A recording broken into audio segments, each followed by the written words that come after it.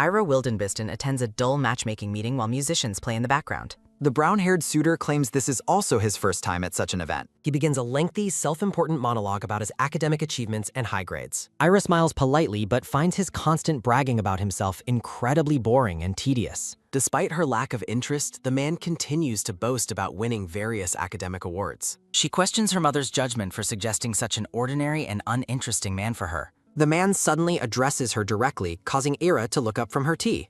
Ira laughs nervously at his bluntness, finding the turn of conversation quite unexpected. A sudden, loud bang echoes through the hall as guards burst through the main doors. The suitor is startled by the interruption while Ira finds the commotion far more interesting. A group of elite Imperial Knights marches sternly into the room, drawing everyone's attention. Ira wonders if the arrival of the guards signifies the presence of the Emperor himself. A handsome, blonde man in ornate Imperial regalia strides confidently through the crowd of knights. Recognition dawns on Ira as the imposing figure passes by her table with cold indifference. The Emperor stops and addresses Ira by her full name, leaving her stammering in shock. He leans in and asks why his fiancée is attending a matchmaking meeting with another man. A faint, knowing smile plays on his lips as he gazes down at his stunned subject. The word fiancé echoes in Ira's mind, causing her to reel in absolute disbelief. Overwhelmed by the situation, Ira experiences a dizzying rush of repressed memories from her past. A crash sounds as she collapses, the glass shattering as memories of a painful parting resurface. In a flashback, he coldly declares his intent to disappear from her life forever. He tells her he is finished with his unrequited, one-sided love for her. A younger Ira weeps openly, promising to never cross his path again as he leaves. She cries out a final wish for his happiness, heartbroken by their final confrontation. Ira recalls running away in tears, mourning the birthday gift he never even looked at. She sobs in the memory, cursing her own foolishness for the way things ended between them.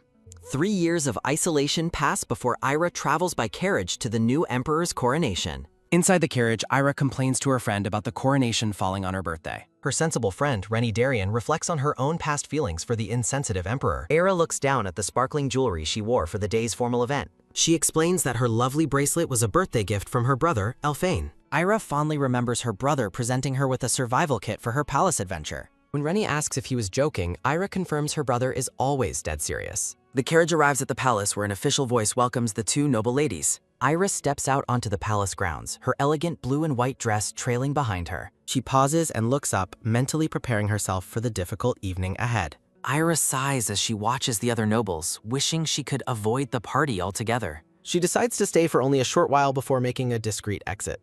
Wandering into the gardens, she marvels at how the forest air remains unchanged after 3 years. She closes her eyes and breathes in the familiar scent, finding a moment of peace. A panoramic view of the mountains reminds her of the childhood family she misses. As a child, a young Ira cried out in the forest, desperate to find her family. A sudden rustle in the bushes startles the little girl, making her turn in fear. The young crown prince, Rubello Sahard, steps out of the foliage and asks who she is. Seeing her distress, the blonde-haired boy gently asks if she has lost her right.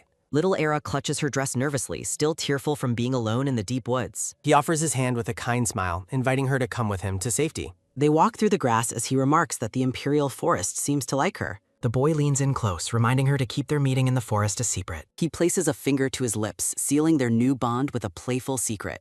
Narrative text explains that those who visit this forbidden place are usually silenced forever. In the flashback, young Rubellos promises to make a special exception just for her. He offers a gentle, blushing smile while playfully pinching her soft, round cheek. Transitioning back to the present, Ira clutches her head and tells herself to stop. She regains her composure, declaring that she has shook everything off and moved on. Ira sits quietly on a fallen log, closing her eyes to enjoy the peaceful forest. She reaches a hand up toward the sunlight, a content smile playing on her lips. Ira looks at her bracelet and realizes the center stone is not actually a ruby. A sudden presence startles Ira as a large hand reaches toward her surprised, wide-eyed face. Rubella Sahard appears before her, causing Ira to gasp in shock at his unexpected arrival. She mentions being named after the gemstone as Rubello stands imposing and tall before her. Clinging to her dress, Ira nervously offers him her thanks while looking visibly quite flustered. She explains the bracelet was a gift from Elfane, leaving Rubellos looking visibly stunned and confused. Ira recalls Rubellos asking if she remembers the secret they shared in the forest once. She experiences a moment of shock as she finds herself leaning against his broad chest. Ira realizes the reason for his sudden familiarity is rooted in their shared childhood secret. She thinks to herself that despite his presence, her heart no longer reacts to him. Ira bluntly declares she feels absolutely nothing for him, leaving the Emperor reeling in disbelief. She explains that her heart has been empty of feelings for him for 3 years. Aira clarifies that lacking romantic feelings does not mean she would ever betray his secret. Clenching her hand firmly, Aira promises to keep his secret safe no matter what happens. The two stand in heavy silence within the sun-dappled clearing of the deep imperial woods. Rubelos attempts to address Aira, but the sudden voice of another man interrupts their conversation. Her brother, Alphane, emerges from the trees to announce that the coronation is starting soon. Alphane firmly informs Rubelos that he will personally escort Aira back to the main event. Aira looks between the two men with a shocked and deeply confused expression on her face. Alphane requests the Emperor leave first, claiming he needs a private word with the knights. Relieved to escape the tension, Aira bows and asks to be excused from the clearing. Alphane offers a formal apology and a slight bow to Rubelos as Aira walked away. Left alone, Rubelos demands to know why the gift he gave is being misattributed now. Alphane looks deeply troubled and begs Rubelos to stop before things become even more complicated. A heavy thud sounds as the Emperor drops to his knees in the forest grass. Kneeling in the dirt, Rubelos admits that the current state of things is his fault. He vows to do anything to reclaim her heart, begging for some shred of understanding. Alphane stares down at him in total shock, amazed the Emperor would go this far. Alphane remains silent as he watches the Emperor struggle with his intense and painful regret. The scene shifts to the Grand Hall where the Crown Prince's entrance is loudly announced. Musicians blow golden trumpets while the announcer calls for the gathered guests to show respect. Rubelos the Hard strides confidently through the crowd, his imperial regalia shining under the palace lights. Aira blushes while watching him from the crowd, finding him incredibly handsome in his uniform. Aira pauses as she notices something unusual about the Emperor as he walks past her. She realizes his knees are covered in dirt and wonders what could have possibly happened. Their eyes briefly meet as he passes by her table, sending a shock through her. Aira is startled by the encounter, feeling her heart flutter despite her earlier firm resolution. She quickly tries to convince herself that their eyes didn't actually meet in the crowd. Recalling his past indifference, she laughs at her own foolishness for thinking he looked at her. Her friend Rennie Durian nudges her and asks if she noticed anything about the Emperor. Rennie comments that Aira is finally smiling again, which is something she hasn't seen lately. Rennie offers a warm and happy smile while looking at her friend with genuine affection. Aira looks back at her with wide eyes, still feeling surprised by her friend's sudden observation. Sitting alone by the window, Aira looks down at the gift box while the night sky glimmers. The blue-haired woman gazes out with a somber expression, lost in her own private, quiet thoughts. Opening the chest, Aira discovers a collection of old letters, small glass bottles, and a cart. A handwritten note from Alphane reminds Aira that her smile is the best in the world. A simple, soft agreement echoes in the air as she looks out at the starry night. Holding her box of treasures, Aira agrees that the feeling of smiling is actually quite nice. Aira resolves to discard everything linked to the Emperor, determined to sever all ties to her past. Standing before the open trunk outside, the blue-haired woman prepares to let go of her painful memories.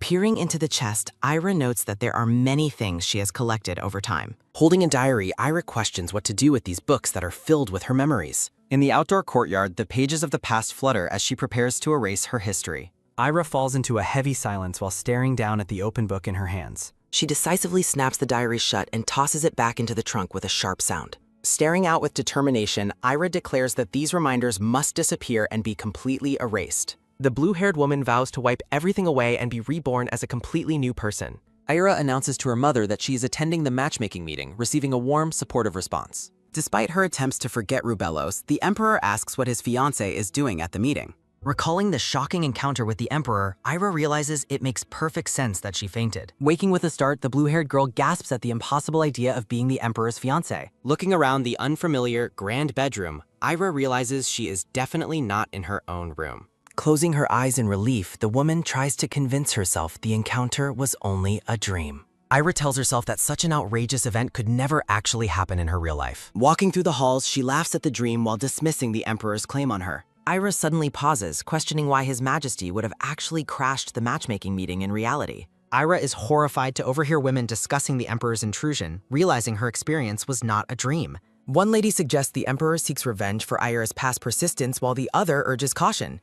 Shock and disbelief wash over Aira as she processes the suggestion that the Emperor wants revenge. Aira confronts the women, asking why he would seek revenge while the others react with startled surprise. The braided woman asks how long she's been there, but Aira insists she is fine. Aira wonders if the man who ignored her for 12 years is now truly seeking cruel revenge. Fueled by a sudden burst of resolve, the blue-haired woman decides to go see the Emperor immediately. Aira ignores warnings about proper procedures, rushing through the palace doors with a bold and defiant attitude. Aira's mother suggests letting her go because she knows the secret passages, shocking the braided woman. Her mother explains that someone taught Era these secrets, leaving the braided woman wondering who it was. In a dimly lit chamber, the blonde Emperor Rubelos Sahard lies awake in his large bed. The blonde-haired man stares up at the canopy, lost in thought during the quiet of the night. Sitting up, Rubelos reflects on how the woman has remained unchanged despite 3 long years apart.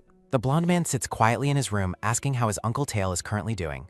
A heavy thud sounds as masked assassins suddenly move through the shadows of the Emperor's bedroom. A masked man with sharp eyes tells his target to die quietly during the sudden ambush. Rubelos watches as his guards clash with the intruders, blades flashing in the dark of the room. Walking down a grand hallway, the green-haired man wonders if the Emperor has finally woken up. Bathed in morning sunlight, Rubelos stands alone by the tall windows of the palace hall. The blonde-haired man turns slightly, his purple eyes looking back with a cool and distant expression. Surveying a floor covered in blood and bodies, Marquis Vice Roden asks if the Emperor is awake. Her attention is taken by a sudden, quick snap sounding as the Emperor commands someone to enter. Marquis Vice Roden bursts into the room, calling out to His Majesty with a frantic expression. Roden asks why he crossed Era's meeting, but Rubelos replies that he is now the Emperor. Rubelos smiles, explaining that his treatment of her will naturally change now that he has the throne. Vice Roden watches the blonde man, reflecting on the fate of the poor Duke's daughter. Blonde Rubelos confirms his identity with a stern, focused look in his purple eyes.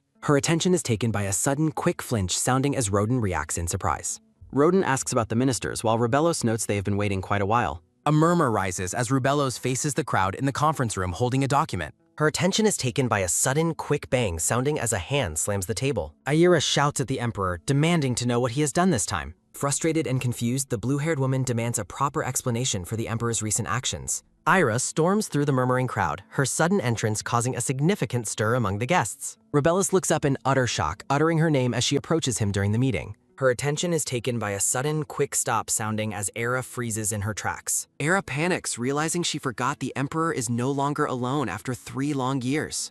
Duke Wildenbisten, Ira's blue-haired father, sighs heavily while rubbing his head in deep frustration. Rubelos apologizes to the room, claiming he forgot about a prior appointment with the young lady. The Emperor officially dismisses the gathered ministers, announcing that the meeting will reconvene another day. Murmurs fill the room as Rubelos orders everyone except Lady Era Wildenbisten to leave immediately. Bathed in sunlight, the Grand Imperial Palace stands tall as Ira offers her nervous thanks. Rubelos apologizes for his sudden intrusion, while a flustered Ira admits she was caught off guard. Ira is surprised to hear the Emperor was already planning on coming to see her. Rubelos asks her to listen, claiming that the topic of their discussion is actually romance. Her attention is taken by a sudden, quick bang sounding as Alphane interrupts their conversation. Alphane steps forward in his red uniform, firmly telling the Emperor to stop his current behavior. Surprised by the sudden arrival, Ira looks at her brother while standing beside the Emperor. Alphane commands Era to come to him, while Rubelos watches with a cold, protective gaze. Rubelos refuses to let her go, declaring that he will not allow any further interference today. A chaotic clash erupts as both men grab Era's arms, pulling her in opposite directions.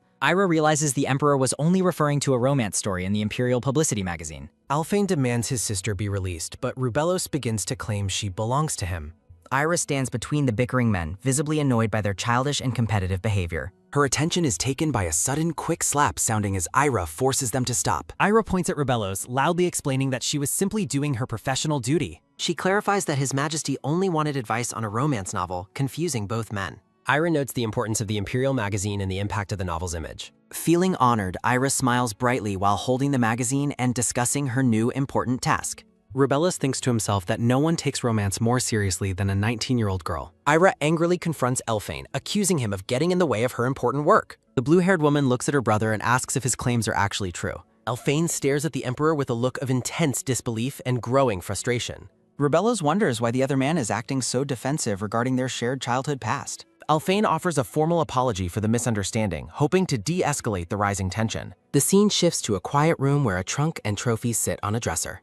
Rubelos feels guilty for the misunderstanding, but decides not to correct her happy enthusiasm yet. Ira declares she is ready, leaving the blonde Emperor looking visibly nervous and breaking sweat. She leans in close to him, her eyes shining with excitement for their collaborative project. Ira asks for the story details, while Rubelos decides a small misunderstanding might be acceptable. Narrative text describes a story of a man and woman who were constantly missing each other. The man loved the woman but feared for her safety due to his many enemies. To protect her, he hid his feelings, leaving a young Ira confused by his behavior. Despite his cold attitude, the woman never gave up and continued to whisper words of love. Young Era is shown as a devoted child, always following after the boy she loved. Back in the present, Ira looks somber as she admits she feels sorry for the woman. Rubelos reflects on a man who hid his feelings to protect his love from many enemies. Ira listens intently to the story, her expression showing a hint of sadness and deep empathy. A narrative text describes how the woman's emotional wounds deepened every time she was rejected. Distraught, Ira finally leaves the man after years of enduring his cold and indifferent treatment.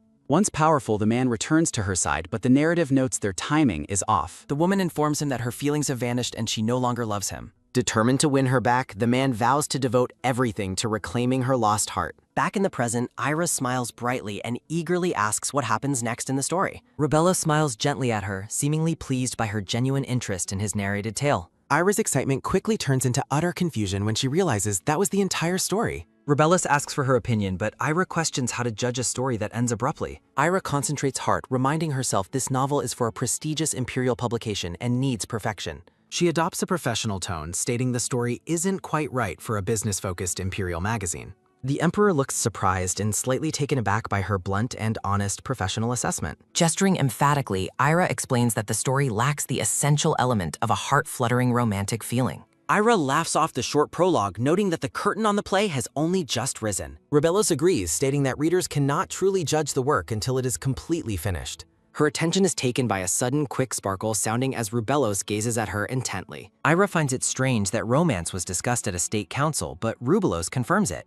Amidst a background of soft flowers, a narration declares that the play has only just begun. Rubellos maintains a serious and focused expression as he prepares to address a more personal matter. Over a floral backdrop, the Emperor tells himself that he will control what happens next. Ira continues to smile, surrounded by blooming flowers that reflect her currently upbeat and cheerful mood. Rubellos begins a formal apology, expressing his sincere regret for his recent actions toward Lady Wildenbisten. Looking down at the documents, Ira listens as the Emperor admits he should have apologized much sooner. He apologizes for crashing her meeting and calling her his fiancée, while Ira remembers her purpose. Rubellus admits his behavior was careless and expresses deep regret for damaging her social honor. Her attention is taken by a sudden, quick thud sounding as Ira's heart begins to race. Ira dismisses the meeting as unimportant while internally scolding herself for letting her heart race. Rubellus looks hopeful, asking if the matchmaking meeting was also meaningless to her in reality. Ira cheerfully confirms it was meaningless, adding that she can simply arrange another matchmaking meeting later. Rubellus is visibly devastated as Ira explains she has plenty of other noble options in the capital. Rubellus is stunned into silence as Ira suggests marrying a vassal or perhaps even studying abroad. Ira muses about countries with handsome men, leaving Rubellos reeling from the idea of her leaving. A dark, jealous aura surrounds Rubellos as he repeats her words about studying abroad and handsome men. Ira enthusiastically agrees with her own idea, completely unaware of the Emperor's growing distress and jealousy.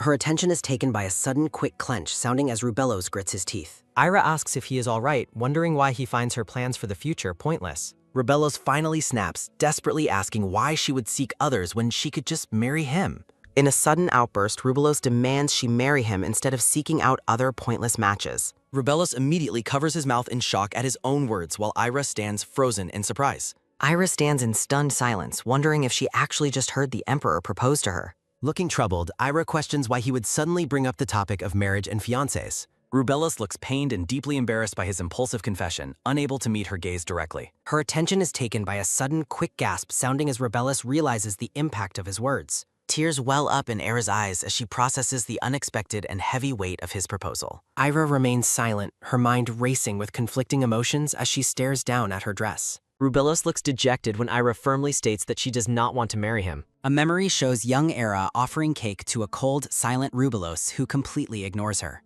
Young Ira stands alone as Rubellos walks away, recalling how he always treated her as invisible. Two women gossip about a persistent girl at the ball who continues to seek attention despite being repeatedly ignored. Blue-haired Ira stands holding a cake as onlookers mock her for not knowing her place despite her family's wealth. A narrative text box explains that because of her actions, everyone constantly whispered and pointed fingers behind her back. Recalling the humiliation she endured, a crying Ira firmly states that she refuses the Emperor's current proposal. As Ira turns to leave the room, a desperate Rubellos reaches out and pleads for her to wait. Her attention is taken by a sudden, quick scream sounding as Ira flees the room and slams the door shut. The blonde Emperor stands in the center of the quiet room, appearing completely devastated and shell-shocked by her rejection. Walking down the palace hallway, Ira tells herself that she is fine and will handle the situation. With tears still in her eyes, Ira vows that she will never allow herself to be shaken or manipulated again. Her attention is taken by a sudden, quick stop sounding as Ira pauses at the entrance to another grand room. Amidst a backdrop of bright sunflowers, a voice welcomes her and mentions that there are old acquaintances she should see. An elegant blonde woman is formally introduced as Apina Zahard, the current Empress Dowager and the former Empress. A simple text box clarifies that the smiling blonde woman is actually the mother of His Majesty Emperor Rubelos. Ira forces a bright smile and a laugh while formally greeting the Empress Dowager after their long time apart. Ira is shocked to see a red-haired woman standing nearby, wondering if she is the old acquaintance the Empress mentioned. The red-haired woman with golden eyes is formally identified as Randall Beatrice, appearing friendly and elegant. Ira excitedly reunites with Randall, asking when she arrived in the capital, to which the red-haired woman replies she arrived today. The Empress Dowager interjects, revealing that she was the one who personally invited the red-haired lady to the capital. Above a view of a grand ballroom and drinks, the Empress explains she needs young ladies to help plan an upcoming party. With a joyful expression, the Empress Dowager declares that having everyone gathered in one place is where true social interaction flourishes. Ira and Randall share a look of surprise and slight confusion at the Empress's sudden and enthusiastic plan. The Empress Dowager leans forward and holds their hands, expressing her sincere hope that both young women will assist her. Ira and Randall both offer a polite and energetic response, promising the Empress Dowager that they will do their absolute best. A scenic view of the Grand Imperial Palace grounds marks the beginning of the first day for the party planning committee. Ira looks visibly irritated and pouts, seemingly unhappy about the current circumstances of her new assignment. Ira spots Rubelos in the hallway and considers taking a long path to avoid him before noticing something unexpected. Her attention is taken by a sudden, quick stop sounding as Ira freezes behind a pillar to watch the Emperor. Ira observes Rubelos talking to Randall from a distance, wondering what important matter the two could be discussing. A split-panel view shows Randall laughing and Rubelos smiling gently during their conversation, appearing quite comfortable with one another. Ira looks on with a somber expression, her eyes filled with a mix of sadness and deep contemplation. Choosing to remain unseen, the blue-haired woman turns away and quietly retreats from the hallway. At a tea party, a noblewoman asks if it is true the Empress Dowager invited a lady from House Beatrice. Ira sits with a pink-haired lady who suggests that the rumors about the girl running away in the night were exaggerated. The pink-haired noblewoman whispers to Ira that something about the situation feels strange, prompting Ira to ask for clarification. A memory depicts the Empress meeting Randall, as the noblewoman points out the Empress doesn't even know her personally. The pink-haired lady worries the Empress intends to introduce Randall to the Emperor, but Ira coldly claims she doesn't care. Her attention is taken by a sudden, quick click sounding as Cecil Silka and Viscountess Fontil approach, insulting the stalker present. The blonde Cecil and purple-haired Fontil mock Ira for returning to society after her disgrace, claiming her presence is unthinkable. Ira maintains her composure, greeting the two women politely and noting they will have to tolerate her presence from now on. When asked what brings her to the palace, Ira calmly replies that she is there for the same reason as them. Chibi versions of Cecil and Fontil mock Ira for being slow to understand that things will be awkward with the Emperor. With an irritated but polite smile, Ira mentions she had a very interesting talk with His Majesty just a few days ago. Ira gestures broadly, asking the women if they really think the Emperor would act the way they suggest he does. Cecil loudly retorts that everyone knows the Emperor despised Ira and accuses her of telling a desperate, obvious lie. Leaning in close, Ira dares the blonde woman to ask the Emperor himself, or admits she simply lacks the confidence. Her attention is taken by a sudden, quick shudder sounding as a trembling Cecil reacts with outrage to Ira's provocation. Ira explains that her persistence in telling the Emperor she loved him despite repeated rejections was a conscious choice. Looking determined, Ira declares that she simply chose to be brave and refused to give up on her feelings. Ira tells the stunned blonde woman that those who cannot even speak to their crush shouldn't belittle the feelings of others. Elsewhere in the palace, a joyful Randall Beatrice runs down the hallway, excited by the prospect of making many new friends. Her attention is taken by a sudden quick click sounding as a hand turns the ornate door handle. Randall enters with a cheerful greeting, but a mocking voice insults the shabbiness of her dress choice. Cecil holds up her fan, dismissively claiming that Randall's choice of attire is entirely tasteless and embarrassing. Ira defends her friend, firmly stating that a woman's worth should never be judged by her appearance. The blonde woman questions Randall's invitation while Ira suspects there is something far more scandalous at play. A bold statement questions whether having a sense of fashion justifies insulting and belittling another person's dignity. Randall confidently reveals that Ira's new dress is being crafted by the most prestigious imperial designer available. The onlookers are left speechless as Randall promises that Ira will be prepared by the Empire's best experts. Cecil and Fontil laugh scornfully, doubting that a country-bred girl could ever understand the capital's elite trends.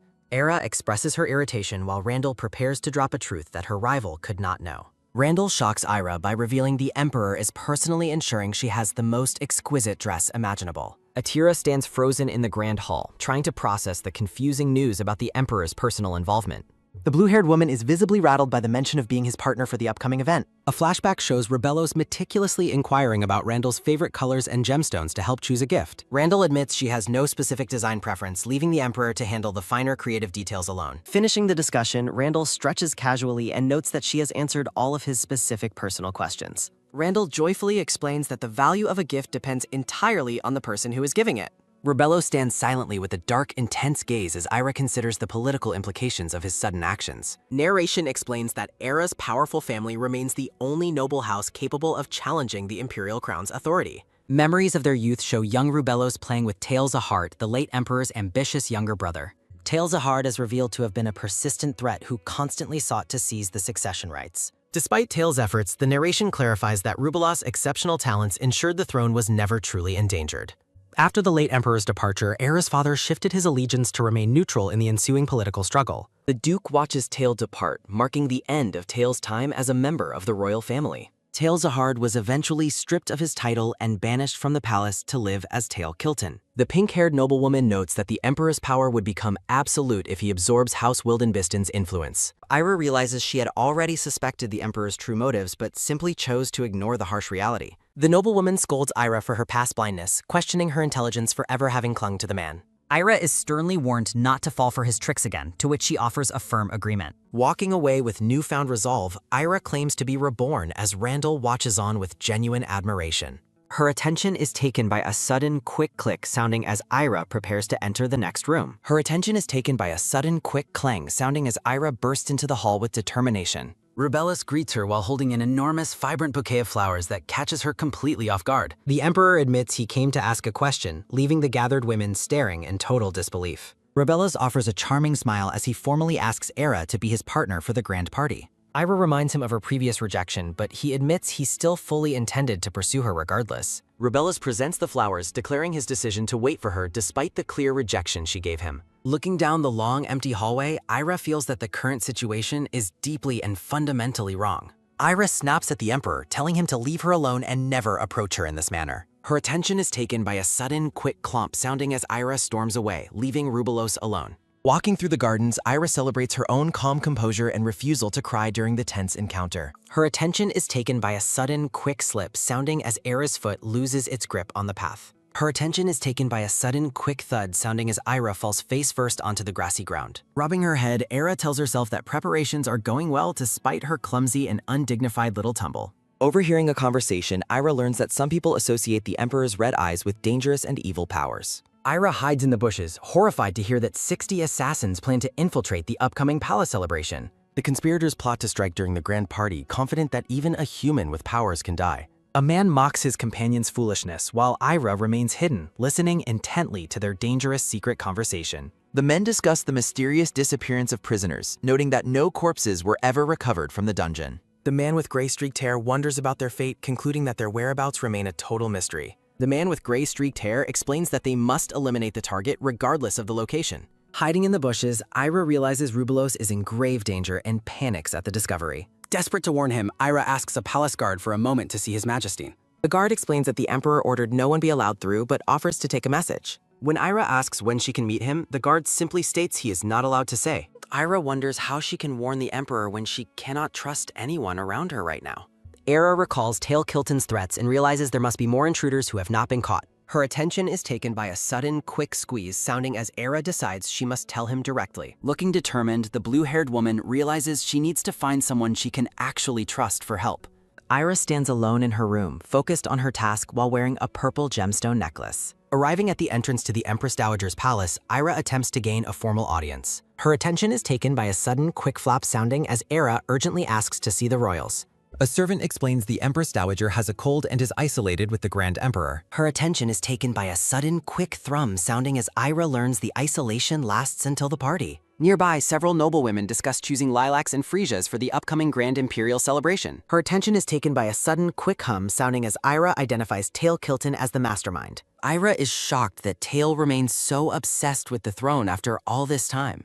Her attention is taken by a sudden, quick gulp sounding as Ira realizes Tail plans to murder his nephew. Cecil and Fontil mock Era, claiming everyone in the capital knows the Emperor despises her. The two women mockingly ask if Ira is worried about being unable to secure a party dress. Cecil laughs, claiming it is too late to find a dress salon with any openings for her. Cecil smugly offers Era a leftover dress if she bows her head and offers a sincere apology. Her attention is taken by a sudden, quick knock sounding as a servant offers Ira a dress choice. Ira looks completely bewildered by the sudden offer from the servant at her door. Her attention is taken by a sudden, quick shimmer sounding as the servant reveals a room full of gifts. Her attention is taken by a sudden, quick gasp sounding as Chibi Ira stares at the gift mountain. Cecil and Fontil are horrified as the servant delivers a letter and gifts from the Emperor. Her attention is taken by a sudden, quick quiver sounding as Cecil screams in disbelief at the gifts. The servant confirms the gifts are from the Emperor, leaving the rival noblewomen absolutely fuming. Cecil and Fontil are left speechless, realizing the implications of Ira being the Emperor's chosen partner. Her attention is taken by a sudden, quick slide sounding as the servant presents the Emperor's letter. Ira stands in stunned silence as she prepares to read the personal message from Rebellos.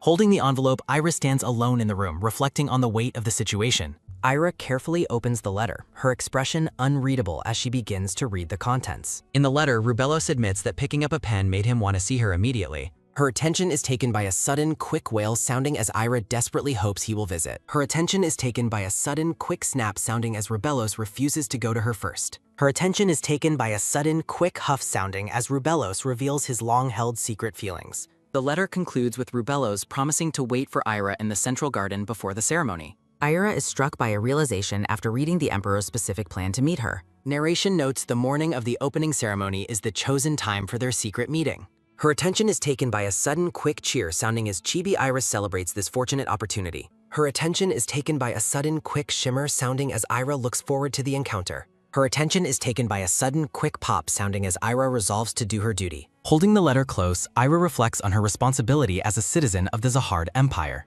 Narration confirms that time has finally passed and the day of the opening ceremony has arrived. Her attention is taken by a sudden, quick click sounding as Ira appears in her exquisite gown. Rebello stands tall in his formal imperial uniform, appearing regal and prepared for the grand event. Her attention is taken by a sudden, quick thump sounding as the two meet in the garden. Ira believes everything will work out as long as she can warn His Majesty about the intruders. Staring in disbelief, the blue-haired woman reflects on how she never imagined this current situation. The palace garden is filled with vibrant flowers under the warm light of the afternoon sun. Rebello stands regally in his formal uniform, waiting patiently amidst the beautifully manicured garden grounds. Wearing an elegant, ruffled white gown, the blue-haired woman appears radiant and composed for the party. Rubellos is momentarily stunned by her beauty, a subtle blush appearing on his handsome, youthful face. The two stand facing each other, the atmosphere between them thick with unspoken words and tension. The blue-haired woman looks at the Emperor with an intense, lingering gaze, her thoughts clearly elsewhere. Realizing she must focus, Era tells herself it is no time to be standing around idly. In chibi form, Ira asks if they are truly alone, to which the Emperor firmly confirms they are.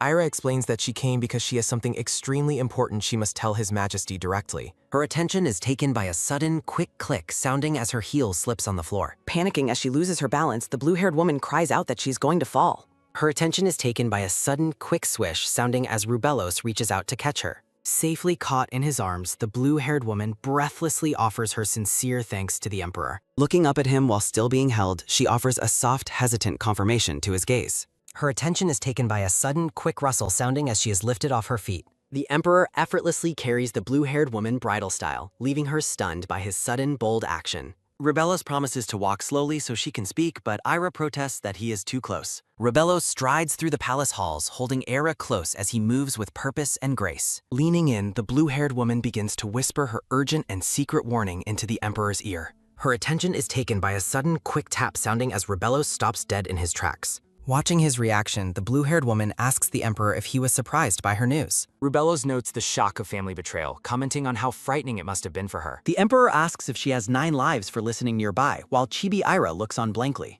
Rubello scolds her for not running away, while Ira insists that he is the one in danger. Rubello shouts that the assassins do not matter because his only concern in this moment is her. Turning his head away with a blush, the Emperor clarifies that was all he meant to say. Noticing his reaction, the blue-haired woman asks the Emperor if he is actually feeling embarrassed right now. Ira points out that his ears are bright red, confirming his visible and unexpected state of embarrassment. Gazing out the window, the blue-haired woman offers a soft, questioning response to the Emperor's sudden comment. Rubelos claims to know everything that happens in the palace, while Ira admits she finally understands. They share a long, silent moment of eye contact as he continues to carry her through the hall. A close-up reveals the blue-haired woman's wide, sparkling eye as she processes the Emperor's surprising revelation. Ira asks if he already knew about the plot, and the Emperor simply confirms that he did. Shocked, Ira admits she was only worried because she mistakenly thought he was unaware of the danger. Rubelos orders her to run away if danger arises, and Ira offers a quiet, submissive agreement. The Emperor continues walking through the grand hallway, keeping the blue-haired woman securely tucked in his arms.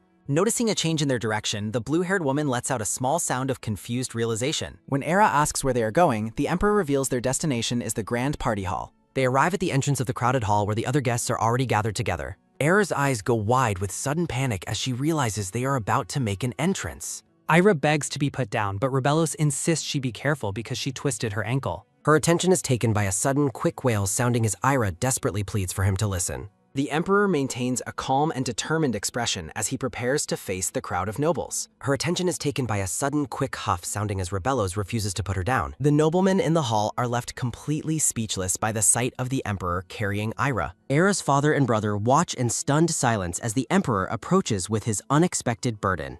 Overwhelmed by the public attention, the blue-haired woman covers her face in deep and visible embarrassment. Rubelos announces their arrival as they enter the room while a censored sound of shock fills the air. Her attention is taken by a sudden, quick rustle sounding as Era's dress settles around her feet. Rubelos tells Era it is a great honor to have her as his partner, as she realizes why he carried her. Ira looks flustered as Rubelos explains that he could not possibly turn her down before the entire crowd. Her attention is taken by a sudden, quick swish sounding as the Emperor reaches for her hand. Although slightly annoyed, Ira admits that walking into the hall together was a dream she long held. Glittering golden musical notes drift through the air, signaling the grand beginning of the Imperial Palace ceremony. A formal announcement declares that the Emperor and his partner, Lady Ira Wildenbisten, are now entering the hall. The couple walks into the ballroom, gently holding hands as the crowd of noble guests watches their entrance. Looking on in shock, some noblewomen cough and mutter as they witness the Emperor's favor toward Era. Guiding her toward the seating area, Rubelos softly tells Era to just stay seated right beside him. Her attention is taken by a sudden, quick moi sounding as Rubelos kisses her hand before stepping away. Red roses decorate the foreground as the blue-haired woman settles into her place for the ceremony. Her attention is taken by a sudden, quick sigh sounding as Ira sits dazed by the public affection. Standing at the podium, a voice announces the Emperor will now deliver the opening declaration to the audience. From her seat behind him, Ira watches the Emperor's back as he takes command of the event. Rubelos stands tall and regal in his formal uniform, silhouetted against the bright light of the ballroom. Her attention is taken by a sudden, quick gulp sounding as Ira watches the Emperor with nervous intensity. Clasping her gloved hands tightly, the blue-haired woman maintains an elegant and composed posture during the ceremony. Her attention is taken by a sudden, quick clap sounding as the Emperor officially declares the party open. Rubelos appears calm and determined as the festivities begin, signaling the start of the high society imperial celebration. An ornate throne stands empty and highlighted by the warm golden glow filling the massive palace hall nearby. The Emperor maintains a serious and focused expression as he navigates the high-pressure atmosphere of the ceremony. The scene shifts to a tranquil white gazebo surrounded by flowers under the bright afternoon sun in the garden. Seeking solitude, Ira wonders how anyone managed to find her in this quiet and secluded palace garden spot. Her attention is taken by a sudden, quick ha sounding as she finds a man at the railing. Ira questions the stranger's identity as he mutters about missing someone while leaning over the garden balcony. The brown-haired man whispers the names Randall and Beatrice, clearly lost in his own deeply personal thoughts. Recognizing the name Randall, Ira reacts with visible shock and wonders about the stranger's connection to her friend. Narration identifies the man as Daniel Amida, a southern knight who harbors a secret crush on Randall. Her attention is taken by a sudden, quick eek sounding as Daniel is startled by Ira's unexpected appearance. When Daniel asks for her identity, the blue-haired woman introduces herself as Ira from House Wildenbisten. Offering a kind smile, Era notes that the area is rarely visited and offers to show him the way. While Ira hopes to seem kind, the chibi knight considers her a suspicious person and watches her warily. Daniel looks visibly uncomfortable and sweat-dropped as he asks what Era is doing in such a remote location. Looking away with a gentle smile, the blue-haired woman reflects on her reasons for seeking out the garden. Narration notes that the mere thought of being bullied by everyone again gives Ira a massive, painful headache. Ira admits she came to hide because she didn't want her friends to get caught up in the bullying. Daniel looks surprised and sympathetic, realizing the elegant noblewoman standing before him is being targeted by her peers. Her attention is taken by a sudden, quick huff sounding as Ira worries about facing her friends now. Ira considers that having another man by her side might help keep her persistent bullies at a distance. Standing in the garden, Ira kindly offers to help the knight find the people he was looking for. Daniel appears slightly dazed and uncertain as he considers the unexpected offer from the friendly and helpful noblewoman. Ira beams with a radiant and flower-filled smile, instantly making the garden atmosphere feel much more pleasant.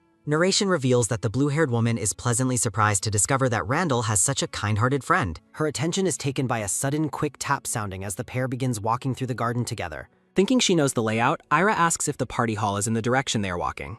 Her attention is taken by a sudden quick swish sounding as Daniel points in the entirely opposite direction.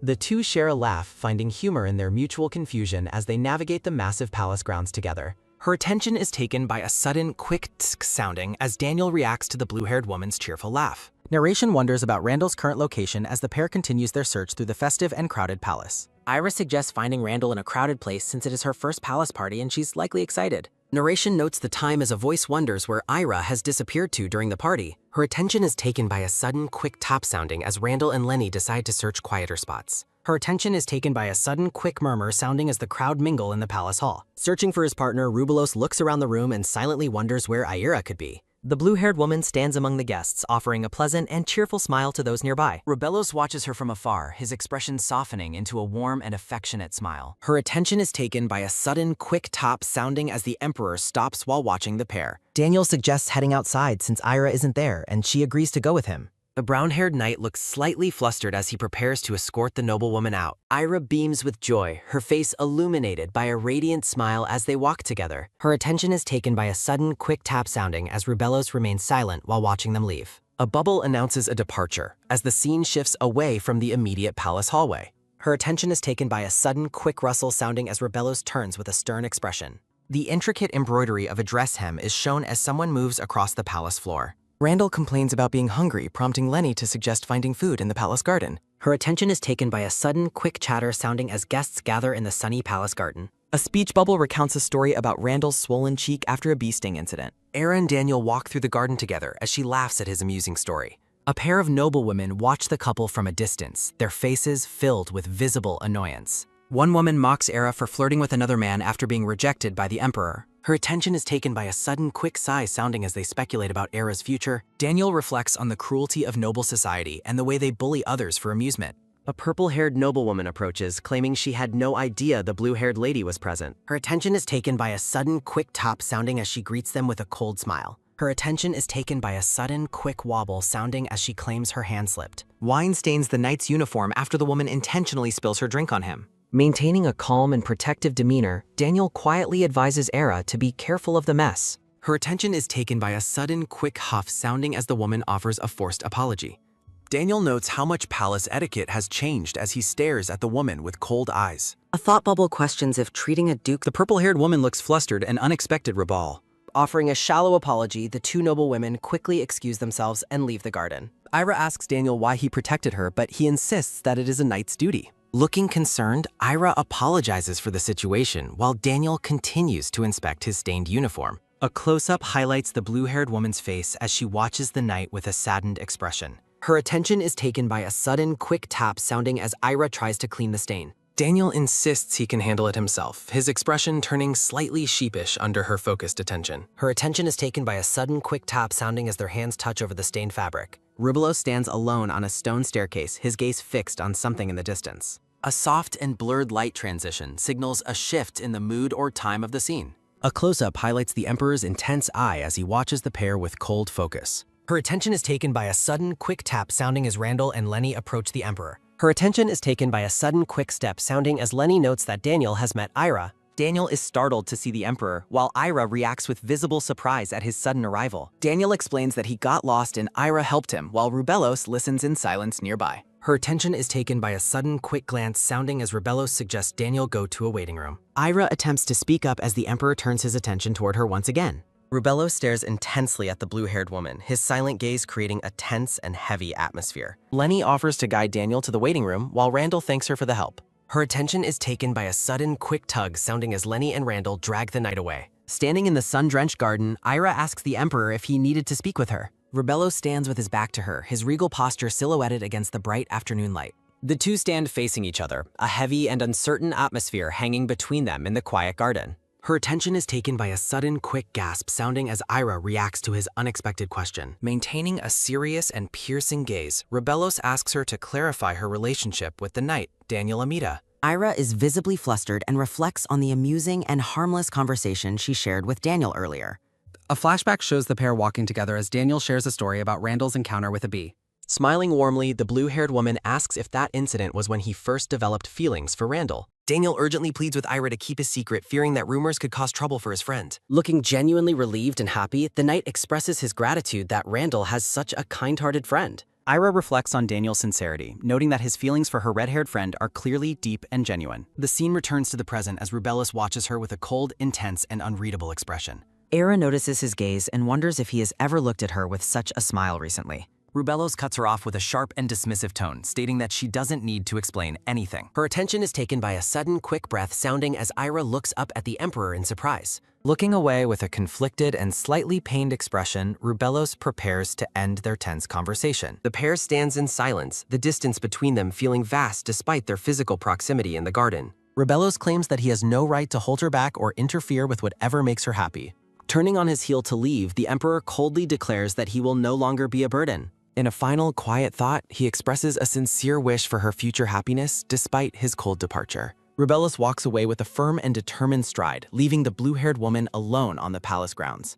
Ira stands frozen and confused as she watches the Emperor's back as he disappears from the garden. The noblewoman realizes that he has completely misunderstood the situation but finds herself unable to speak up. Looking out over the palace garden, Ira feels overwhelmed and unsure of how to correct his false impression. Her hair blows in the gentle breeze as she reflects on the sudden and cold distance between them. The scene shifts to the party hall, where Ira laments her recent overindulgence and wonders when the celebration will end. While standing with Lenny and Randall, Ira is startled to see the Emperor approaching from across the room. Rubellos looks stunningly regal in his dark uniform, but he maintains a stern and unapproachable demeanor.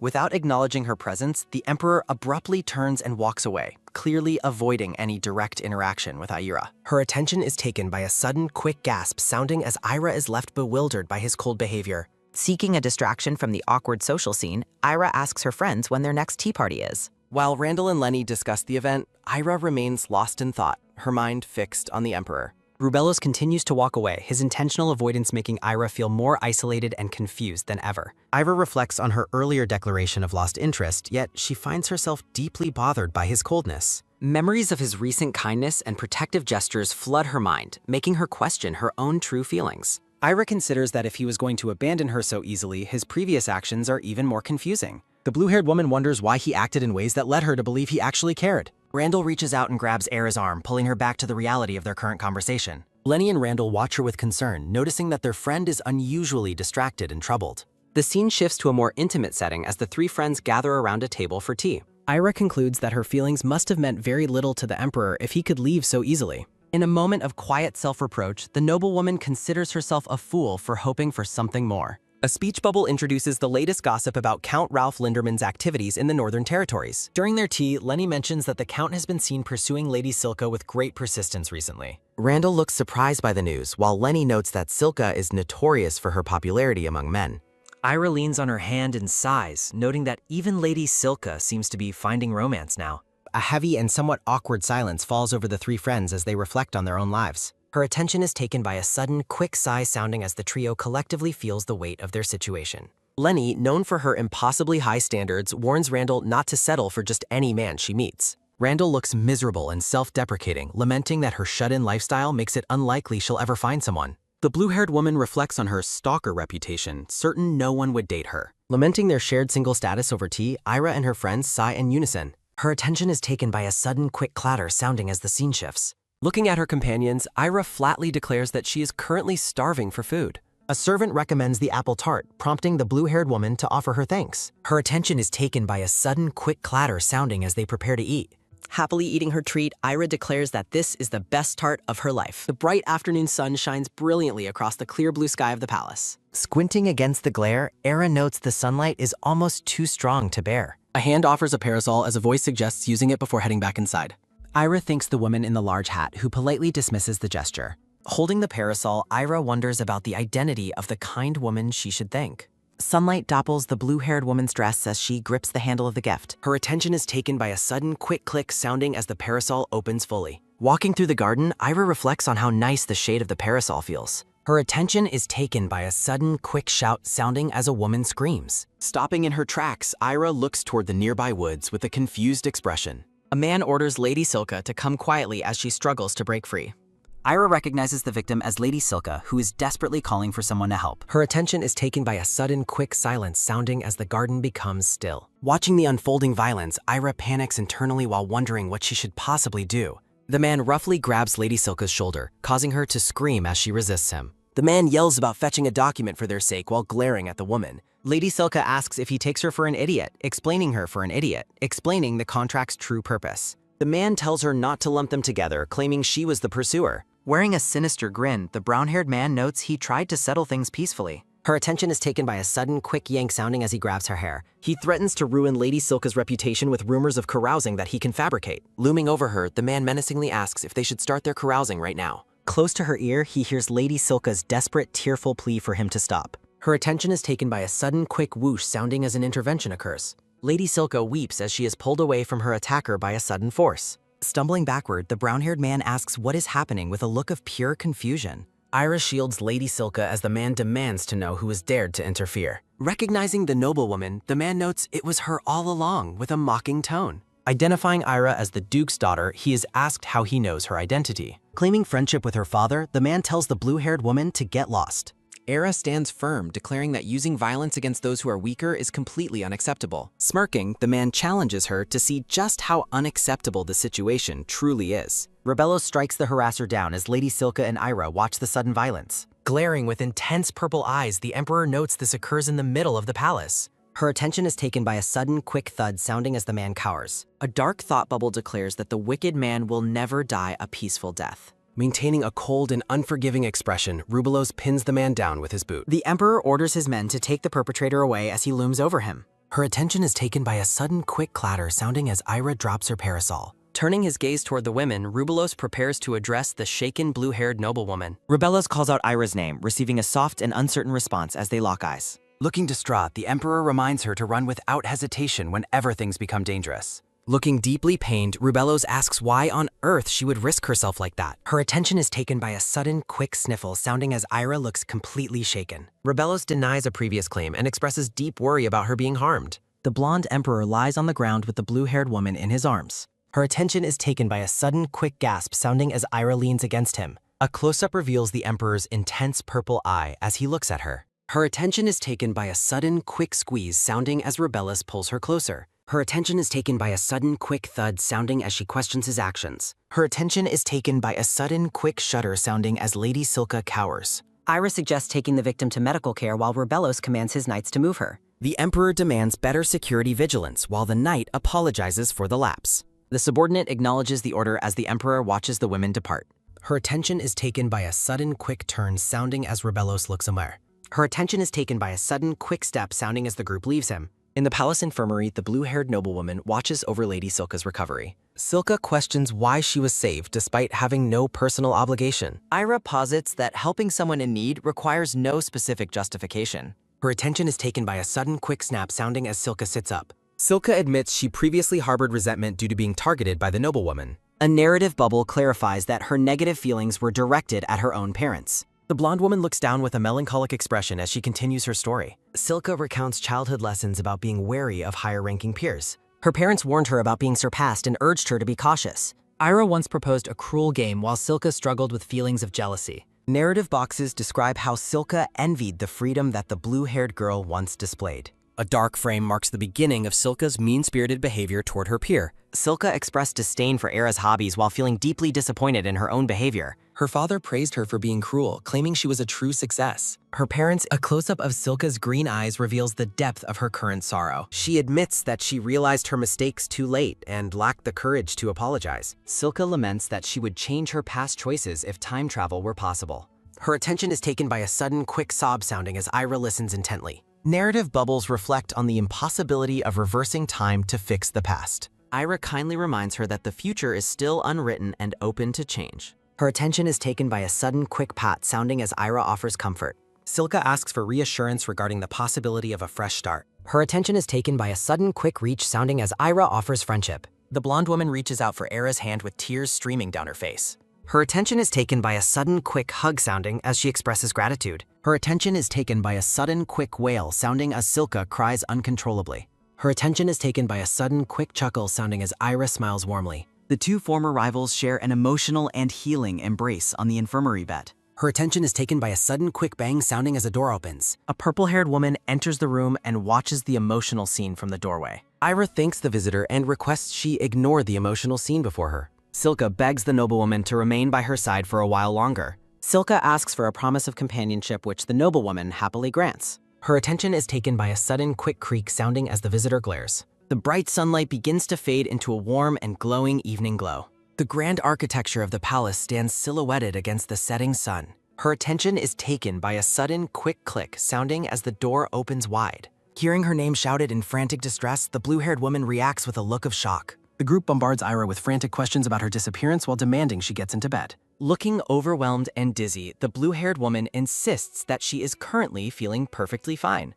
The red-haired woman expresses her extreme worry and insists that Ira lies down to rest immediately. Her attention is taken by a sudden, quick shout sounding as the group pushes Era. Exhausted by the commotion, the blue-haired woman finally settles down onto the soft infirmary bed. A voice questions if her reckless actions in the garden were truly meant to save Silka. Randall asks about the fox Silka and confirms the Emperor's presence during the reckless garden incident.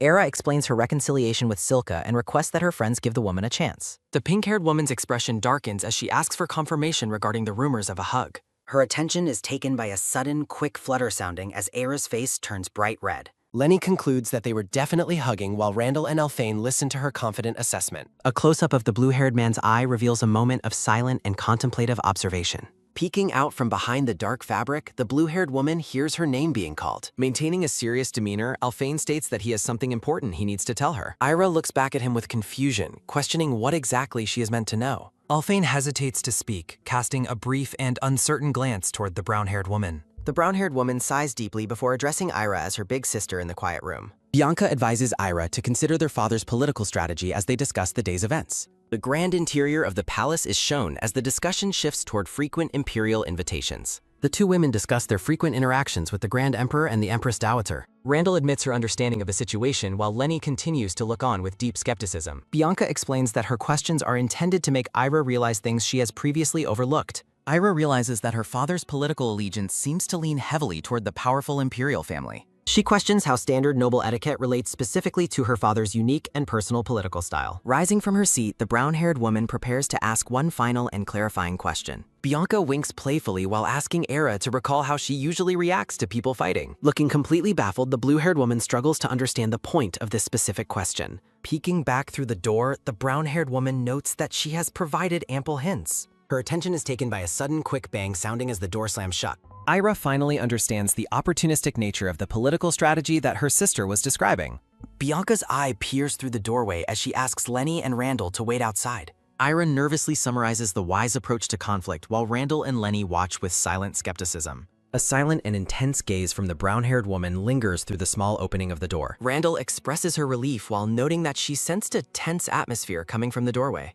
Ira confirms the tension was real while Lenny asks why she would choose to joke about it. Lenny asks about Lady Bianca's true nature as the evening sun shines through the infirmary windows.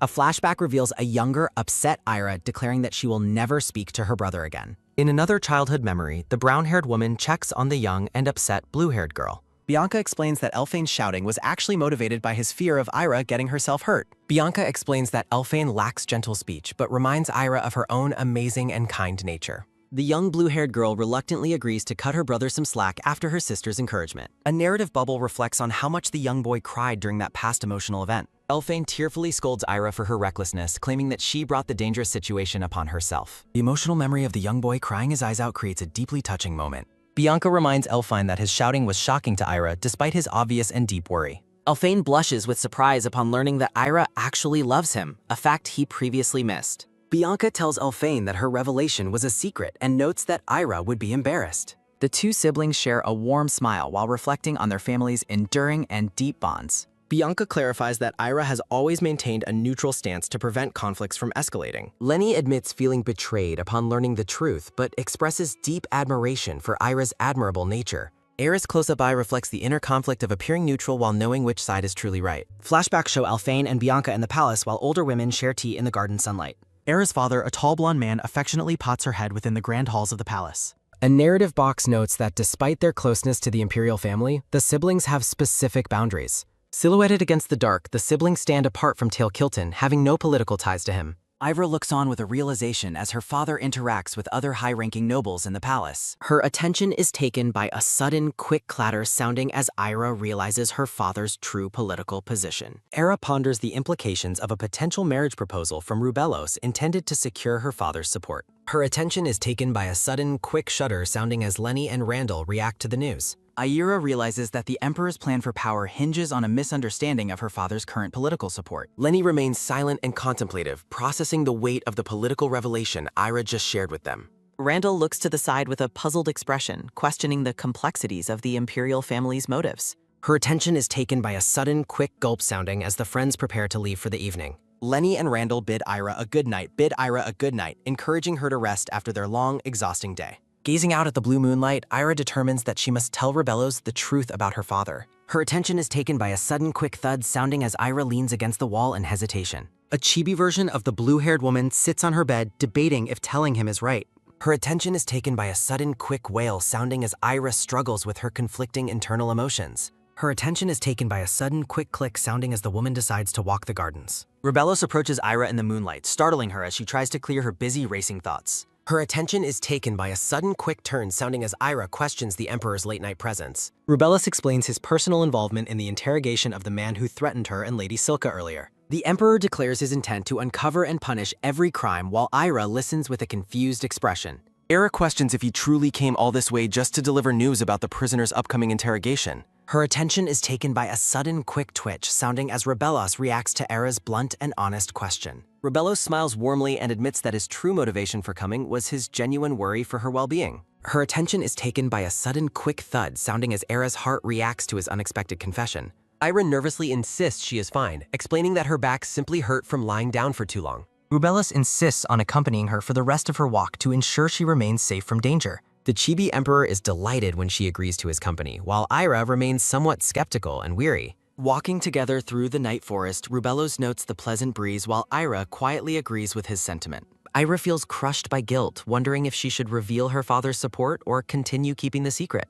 Rubellos mistakenly assumes his presence is making things awkward for Ira as they walk through the quiet woods. The blonde man expresses his understanding of her feelings, looking down with a somber and somewhat regretful expression. Her attention is taken by a sudden, quick jolt sounding as Rubellos calls out her name, surprising her. Rubellos reassures her that she needn't be embarrassed about being held, given the frightening circumstances they faced earlier. He confesses that holding her made him so happy that he found it difficult to let her go. Her attention is taken by a sudden quick gasp sounding as Era is left speechless by his words. A narrative bubble reflects on how his constant, charming behavior makes it incredibly easy for her to misunderstand. Her attention is taken by a sudden, quick slump sounding as Era looks away, feeling overwhelmed by him. Her attention is taken by a sudden, quick breath sounding as Ira gathers the courage to speak up. Ira tells the Emperor they should stop their current interactions, leaving him looking stunned and asking for clarification. Standing under the moonlight, Ira prepares to deliver an important message to the Emperor amidst the silent trees. Her attention is taken by a sudden, quick snap sounding as Rubellos' purple eyes widen in sudden shock. Her attention is taken by a sudden, quick rush sounding as the Emperor suddenly grabs and pulls her. Her attention is taken by a sudden, quick thud sounding as the two fall to avoid a flying weapon. Her attention is taken by a sudden, quick bang sounding as a sword strikes the tree near the assassins. Rubellos protects the blue-haired woman as his eyes glow with a fierce red intensity during the sudden ambush. Ira is overwhelmed with confusion as Rubellos stands protectively before three masked assassins. Rubellos firmly commands Ira to stand back as he prepares to face the encroaching threat. Rubellos strikes with dark energy, knocking the masked assassins back as Ira watches in utter disbelief. Dark energy erupts from the blonde man's hand as he exerts his formidable hidden magical strength. The swirling black shadows overwhelm the assassins as Rubellos' powerful magical attack consumes the small clearing. Her attention is taken by a sudden, quick wail sounding as the assassins are defeated instantly. A massive explosion of dark energy illuminates the night forest, marking the end of the combat. Silence returns to the moonlit woods after the brief and violent magical encounter has finally concluded. Rubellos turns to Ira, asking if she is all right after witnessing his sudden and intense power. Ira asks about the Emperor's actions while he apologizes for the shock his power surely caused. Rubelos confesses he possesses a secret power, noting his red eyes serve as the ultimate proof. Ira shouts that Rubelos is injured, her eyes wide with shock as she notices his arm. Ira points out the blood on his arm, causing Rubelos to look back with a surprised expression. Ira tells the Emperor not to move, insisting that she will treat his bleeding arm immediately. Rubelos tries to dismiss the injury as nothing while rolling up his sleeve to reveal the wound. Ira retorts that the wound is significant, looking at him with a determined and concerned expression. The blue-haired woman expresses her deep worry, noting that he is bleeding far too much for comfort. Ira tearfully wraps a makeshift bandage around the Emperor's arm to stop the steady flow of blood. She wonders how he could keep such a massive power hidden from the world for so long. Rubelos looks down at Ira and gently reassures her that they are both safe from danger now. Her attention is taken by a sudden, quick pause, sounding as Ira stares at him in realization. The blonde man looks at Ira with a soft, blushing expression as the tension of battle fades. Ira recalls seeing his red eyes when she was 4, noting how much time has passed since. A close-up shows the blonde man softly whispering Ira's name while looking at her with deep affection. Rubelos asks the blue-haired woman if she would be willing to give him just one more chance. Ira looks down, stating she has something important to tell him before they proceed any further. Ira reveals that her father has actually been on the side of the imperial family all along. She explains that this allegiance may have existed even before the current emperor was even born. Rubelos admits his awareness, confirming he has known the truth about her father's political stance for years. He acknowledges her honesty, but points out that the House of Ildenbisten still supports the rival prince. Rubelos asks why she mentioned it now and questions if she doubts the sincerity of his confession. Ira is stunned, asking if the emperor already knew about her family's true and secret political allegiance. Rubelos asks if he seems so foolish that he couldn't distinguish a true friend from a foe. Looking puzzled, Ira asks why he chose to propose if he already knew about her father's support. She wonders if he likes her or if the proposal was a political move to secure power. Rubelos is outraged, asking if she truly believes he proposed merely to gain control over her house. He asks if she thinks he is so shameless as to propose to a woman he dislikes. Rubelos asks why she doesn't know his character after liking him so long. Ira admits her ignorance. Ira points out that he has never once told her his true feelings in all their years. Rubelos looks away in silent grief, a single tear falling as he processes the weight of her words. Ira recounts how her greetings, letters, and gifts were met with nothing but silence from him. The Emperor claims that he never once received a response or acknowledgement to his own various efforts. Crying, the blue-haired woman admits she was convinced his silence meant that he truly hated her. Rubelos insists he has never hated her, looking down with an expression filled with regret and sorrow. Ira looks up at him with watery eyes, asking what his true intentions and feelings actually are. Ira smiles, suggesting the story is only beginning and cannot be judged by its short prologue alone. Rubelos reflects on the beginning of their new play, realizing the future depends entirely on his choices. Rubelos states that sharing his history doesn't mean he expects her to immediately understand or forgive him. The two stand together in the moonlight, facing the uncertain and complicated future of their shared relationship. The moon hangs high over the silent forest, marking a pivotal turning point in their long-standing story. Narrative boxes explain how the late emperor seized the throne by purging all his brothers. The late emperor cherished his youngest brother Tail to atone for his violent past sins. Her attention is taken by a sudden, quick smirk, sounding as Tail reveals a sly expression. Rubelos reflects on how Tail began venting his anger once Rubelos was named the next successor. Tail's malice started with small acts of destruction against the young prince's personal belongings and studies. The narrative laments how Tail eventually progressed to destroying everything the young prince held dear. Her attention is taken by a sudden, quick sob sounding as young Rubelos weeps over his cat. Rubelos recalls a rare moment of light shared with Ira during their childhood in the forest. Tail hums a tune while walking through the palace, hiding his true, dark intentions. Her attention is taken by a sudden, quick gasp sounding as Rubelos encounters his intimidating uncle. Tail notes Rubelos' seriousness toward Ira, causing the young prince to tremble in sudden, visible fear. Rubelos admits that becoming emperor failed to resolve the deep-seated fears he kept hidden for years. In a painful memory, Rubelos tells Ira he will disappear from her sight to protect her. Rubelos stands among fallen bodies, regretting his inability to reach Ira's heart during that tragic day. Ira recalls the metallic scent of blood on that day, originally mistaking it for her own tears. Ira laments the foolishness of their long-standing misunderstanding while looking out at the moonlit trees. Her attention is taken by a sudden, quick gasp sounding as Rubelos reacts to her blunt assessment. Crying, Ira demands to know why he didn't share the truth before pushing her away so cruelly. Ira shouts that she would have waited and done anything for him if he had been honest. Rubelos looks at her with pained eyes, softly calling her name as her tears continue to fall. Rubelos explains that keeping her at a distance was the only way he knew how to protect her. Ira wipes her eyes, asking if he understands how much she suffered alone in his absence. Rubelos pulls her into an embrace, promising to be completely honest and never leave her side again. Rubelos begs for one more chance before she considers seeing Daniel, leaving her looking utterly bewildered. Rubelos anxiously questions if she has already developed deep feelings for Daniel during their time apart. Her attention is taken by a sudden, quick snap sounding as Ira angrily defends her true feelings.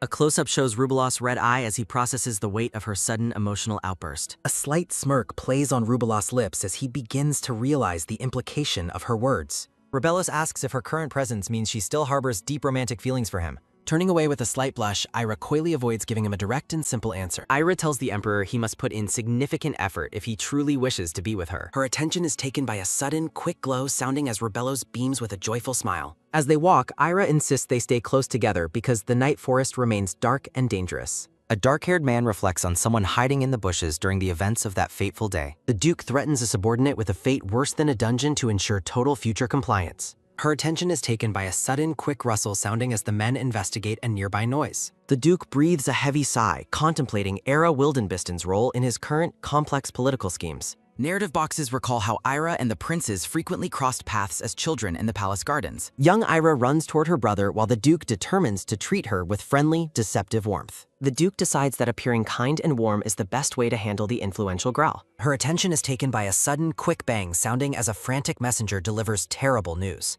The messenger reports that the safety of both Emperor Rubelos and Lady Ira has been officially confirmed. The Duke scolds his accomplice for failing to strike while Ira was alone as originally ordered. A chandelier hangs above the tenth scene as the failed assassin prepares to offer a weak excuse. The brown-haired man explains that the target just happened to be walking with the Emperor at night. The Duke remains silent, his posture radiating a cold and calculating fury over the mission's failure. Narrative bubbles reflect the Duke's disgust for the man's cocky attitude and lack of any real ability. The Duke tells the man that incompetence makes him sick, while the subordinate offers a desperate apology. Her attention is taken by a sudden, quick flinch sounding as the man denies any intentional wrongdoing. The Duke asks if he remembers the fate of prior fools as the man bows in terrified obedience. Tail laughs off the tension, dismissing his previous dark threats as a mere joke. Tail ominously declares that regardless of the current struggle, everything will eventually be his. Wildenbisten pleads for Era's safety, while the dark-haired man offers a cold, insincere agreement.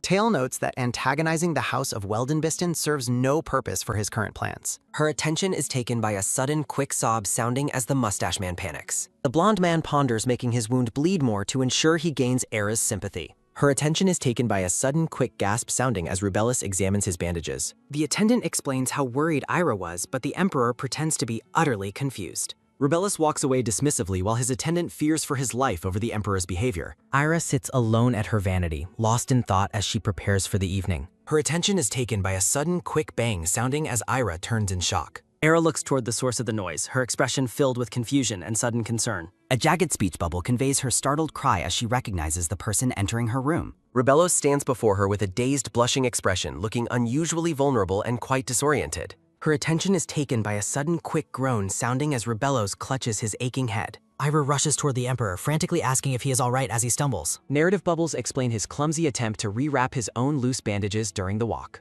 Rubelos claims he tripped and hit his head while trying to fix the messy, unraveling bandages. Her attention is taken by a sudden, quick groan sounding as Ira helps him inside. Era worries about the bandage coming undone while preparing to treat the Emperor's new head injury. Looking at Era's focused and worried face, Rubelos thinks to himself how incredibly cute she is. The Emperor dramatically claims he might have collapsed if she hadn't arrived to save him. Ira continues to worry about his well-being while carefully rewrapping the bandages around his arm. Rubelos nonchalantly mentions his bones heal fast, leaving Ira stunned by the implication of past injuries. Her attention is taken by a sudden, quick gasp sounding as Ira reacts to the news. Ira demands to know why he's only mentioning such a serious past injury right now. Rubelos realizes her intense worry is proof of her deep love for him, making him smirk. Her attention is taken by a sudden, quick thud sounding as Rubelos describes his fake symptoms. Ira jumps up, declaring she will fetch a doctor immediately to address his alarming physical state. Rubelos reaches out and grabs her hand, stopping her from leaving the room in her panic. Her attention is taken by a sudden, quick rustle sounding as Ira trips on the loose bandage. Ira loses her balance and falls backward with her eyes shut tight, anticipating a hard impact.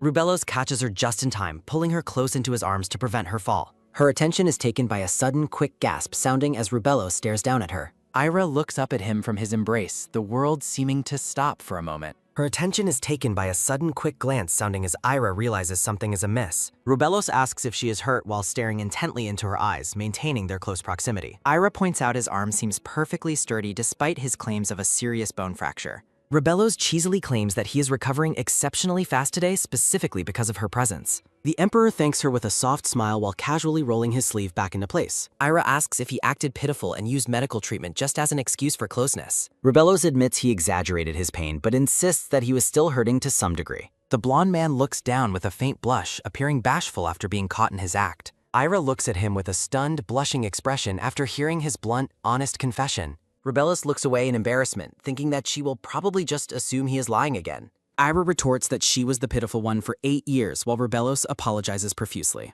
The blonde man sits in silence, admitting to himself that he was a pathetic coward.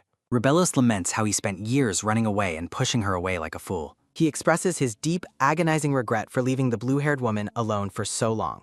Rubelos tells Era she can treat him as cruelly as she likes to balance their history. Rubelos promises to confess his love every day until Era's deep-seated anger finally fades away. Her attention is taken by a sudden, quick sob sounding as Era's eyes well up. Rubelos gently strokes Era's hair while she cries, finding her emotional reaction to be quite annoying. Ira wipes her eyes, lamenting that her composure and makeup are now completely and utterly ruined. Rubelos catches Ira off guard by stating that this apology will officially be the final time. Blushing, Ira declares she will go study abroad in a country full of many handsome men. Rubelos breaks into a wide, joyful smile, his eyes shining with sudden and genuine delight. Rubelos lifts Era high into the air as she lets out a startled, joyful cry. Ira calls out to the Emperor in surprise while he gazes at her with deep affection. Rubelos pulls Ira into a tight, warm embrace, laughing happily as he holds her close. Narrative bubbles question what is inside the open medical case sitting on the wooden table nearby. Ira warns the Emperor that if he fakes another injury, she will break something for real. The couple sits together on the white sofa, surrounded by lush greenery and warm sunlight. A narrative box announces the long end of unrequited love and the beginning of true love. Ira looks troubled under a gray sky, realizing things have taken a very strange new direction. Narrative boxes explain that events began to move in a very strange and unexpected direction. Guards shout for Emperor Rubelos as the scene shifts to the grand exterior of the palace. The blue-haired man asks if they lost the Emperor while his companion giggles behind her hand. Several women search for Lady Ira, worrying that she might have gotten lost or disappeared entirely. The women decide not to worry, imagining Ira enjoying herself in some new, unknown place. A red-haired woman and her companions search for Era, worrying about the Duchess's potential reaction. The blue-haired man and a companion are shocked as the red-haired woman suddenly approaches them. The group laughs together, wondering where the two runaways could have possibly hidden themselves. The scene transitions to a quiet, decorated archway inside a less frequented part of the palace. Off-screen voices discuss a bad move on a game board while the scene remains quiet.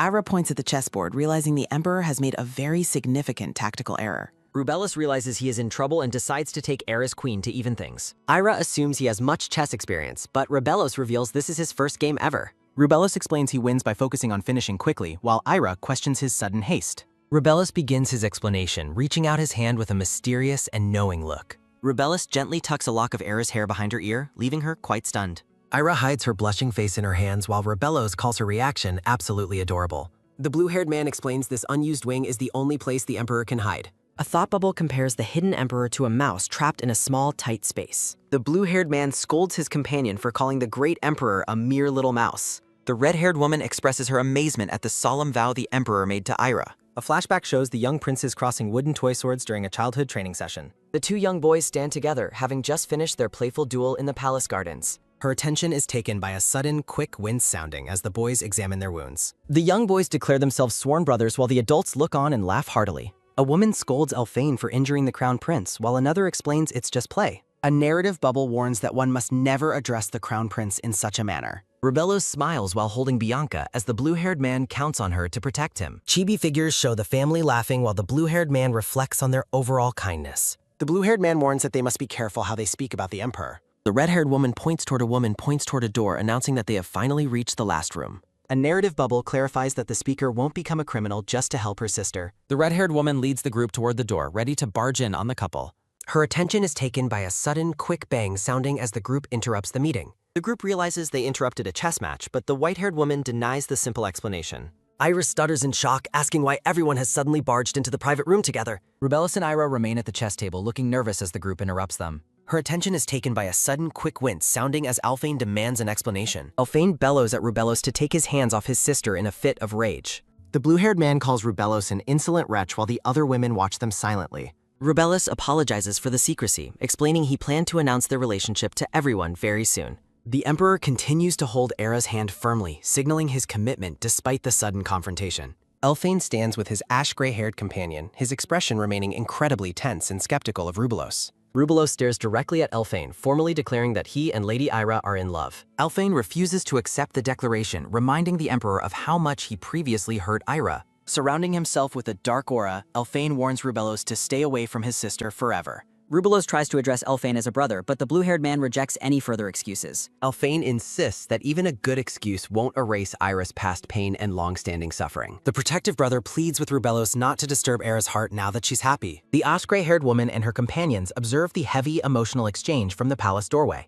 Elphane looks at Ira with deep resolve, vowing to protect his sister's smile at any cost. The scene shifts to the grand palace gardens, where sunlight filters through the lush green trees. Ira sits alone on a wooden park bench, appearing deeply contemplative under the bright garden sun. Her attention is taken by a sudden, quick sigh sounding as Ira slumps over in exhaustion. Watching from afar, Elphane questions if his previous promises to protect Era's happiness are working.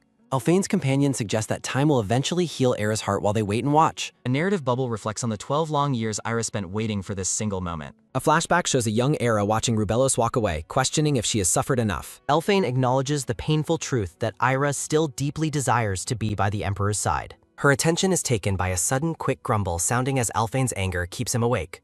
The ash-gray-haired woman places a comforting hand on Elphane, asking if he remembers their true goal. Rubelos approaches the bench where Ira is sitting, his presence casting a long shadow over her. Narrative bubbles explain that Elphine is finally allowing Rubelos to prioritize Era's true personal happiness. Ira begins to smile brightly as Rubelos presents her with a small white daisy from the garden. Sunlight glints off the Emperor's ornate blue uniform as he stands before the laughing blue-haired woman. Ira beams with joy, confirming that she is truly happy as she looks up at Rubelos. Her attention is taken by a sudden, quick tap sounding as a polished boot hits the stone. Ira looks toward the newcomer with a radiant, blushing expression, her eyes wide with sudden delight. Her expression shifts to shock as she realizes the most powerful elders of the family arrived. Elphane stands tall as he officially addresses Ira and Rubelos in front of the entire group. The group stands together in the sunlit garden, their colorful outfits reflecting the warm palace atmosphere. Rubelos and Ira are both startled, looking toward the group with expressions of pure, unadulterated shock. The ash-gray-haired woman looks toward Ira with a knowing, gentle smile from the side of the path. Rubelos pulls Ira into a protective embrace, ignoring the onlookers as they hold onto each other. Her attention is taken by a sudden, quick squeeze sounding as the families finally reunite together. Bianca eats a pink macaron while her companion asks why she didn't give it to Era. Bianca admits she thought Ira didn't want it, continuing to snack while looking toward the couple. Her attention is taken by a sudden, quick gasp sounding as they realize they are being watched. The Duke, Duchess, Grand Emperor, and Empress Dowager stand together, their arrival causing a massive stir. The elder Duke scolds Bianca for her manners while reminiscing about her past habit of eating sweets. Bianca apologizes for her behavior as the Empress Dowager watches the young women with a smile. The blue-haired Duke reacts with wide-eyed disbelief as he takes in the sight of the couple. A speech bubble expresses utter shock, as if a character cannot believe what they are seeing. Rubelos and Era are shown from behind on the bench as the families discover them. Chibi versions of Bianca and her companion react with wide-eyed shock at being discovered by everyone. The Duke and Grand Emperor discuss how relaxed Rubelos and Ira have become together lately. As the elders walk ahead, the pink-haired companion notes that they are just saying whatever they want. Bianca looks troubled as she realizes it is only a matter of time before the family catches on. The following morning, the Imperial Palace remains grand as everyone searches for the missing Emperor Rubelos. Rubelos attempts to leave for urgent business while his assistant desperately clings to his white uniform. His assistant cries while remembering the young ladies who keep pestering him about the Emperor's location. The gray-haired assistant pleads for Rubelos to stay just this once for his own personal sake. Her attention is taken by a sudden, quick pop sounding as Rubelos pulls his arm away. Rubelos warns the blue-haired woman that she will gain weight from the delicious sweets they shared. Rubelos tells Era she is already cute, wondering what would happen if she became even cuter. Ira blushes and tells him not to tease her while he finds her reaction adorable. Her attention is taken by a sudden, quick tap sounding as approaching footsteps echo nearby. The Duke and Grand Emperor discover the couple, questioning what they are doing in such isolation. Ira and Rubelos worry if they can talk their way out of being caught by them. The Duke looks at Era with wide eyes, shocked to see his daughter with the Emperor. The Duke scolds Ira for keeping someone so busy with important state affairs tied up like this. The Duke bows while apologizing for his daughter's immature behavior in taking up the Emperor's time. The Grand Emperor discusses lifelong student relationships while Rubelos mentions his thoughts regarding the Duke's mentorship. A narrative thought bubble reflects on the difficulty of adding one more child to the family. Rubelos and the Duke talk while Ira offers a quiet apology for her presence and behavior. The Grand Emperor claims rulers aren't busy, causing a dark aura to form around the Duke. The Grand Emperor nervously explains that everything comes with side effects, while the Duke's anger grows. The blonde Empress Dowager tells Ira to slip out quietly while the men remain distracted. Rubelos gives a thumbs up as Ira begins to sneak away while his mother winks conspiratorially. The elders argue loudly about welfare policy, allowing the young couple to safely sneak out together. Grand ornate doors decorated with gold trims stand closed as the scene shifts to the hallway. Ira and Rubelos check their surroundings, sighing in relief that they managed to get through safely. Rubelos and Ira giggle quietly together, sharing a lighthearted moment after their successful narrow escape. The couple laughs heartily, comparing their parents' behavior to that of children fighting over petty things. Ira and Rubelos tease each other about who fights like whom, comparing their fathers to Elfane. Ira and Rubelos share a silent, meaningful look as they stand together in the sunlit palace. Rubelos laughs at the comparison, his eyes closed as he enjoys the playful humor of the moment. Ira laughs along with him, her hand to her mouth as she beams with genuine happiness. Moonlight filters through the large windows of the palace tower, glowing brightly against the night sky. Elegantly dressed guests gather in the grand ballroom, their shadows casting long shapes across the floor. Polished black boots walk gracefully across the carpeted floor as the evening's festivities continue in earnest. Her attention is taken by a sudden, quick gasp sounding as Ira recognizes her mother nearby. Rubelos greets the Empress Dowager as his mother approaches the couple with a calm, steady look. Chibi versions of the parents scold the pair for sneaking out and being rude to guests. The Duke notes they have been together a lot lately, questioning if they were sneaking out. Ira and Rubelos frantically deny the accusation, shouting that they weren't trying to sneak out together. The Duke stares at them with a skeptical expression, wondering if they have figured it out. Rubelos looks down thoughtfully, suggesting he was mistaken and that the truth remains hidden for now. Chibi parents dismiss the idea, laughing as they agree the two would never do anything wild. The Chibi Duke reminds them they are adults and should be especially careful with their actions. Ira and Rubelos stand quietly together, looking slightly nervous as the elders move past them. The couple smiles brightly, happy to have smoothed things over and hoping to keep it up. Rubelos and Ira decide to tidy themselves up before heading back to the main party hall. The parents watch them leave, commenting on how both children have grown in very ideal ways. Bianca and her companion peek from behind a marble pillar, relieved that they barely made it. Bianca dreads the looming mess while a brown-haired man questions their presence in the quiet garden. The man questions their absence from the party hall while looking at the women with deep suspicion. Her attention is taken by a sudden, quick sounding as the women drag the man away. Bianca leads the group through the lush palace gardens to find a safe and quiet, secluded spot. Her attention is taken by a sudden, quick gasp sounding as the brown-haired man finally catches his breath. The startled man asks for an explanation while Bianca urgently demands silence for a very important announcement. Bianca reveals Ira and Rubelos are a couple, shocking her companion as she demands a lower volume. The woman in the elegant blue dress repeats the shocking news with a look of pure disbelief. The group realizes their seclusion isn't absolute as they discuss the possibility of someone else being nearby. The blue-haired Duke questions the source of a noise while the younger group reacts in chibi shock. The elders decide to confront the couple after the party, with the Duke vowing a personal conversation. The Grand Emperor and Empress anticipate a long and busy night following the Duke's stern reaction. Night falls on the palace grounds, casting long shadows over the quiet and beautifully lit rooms inside.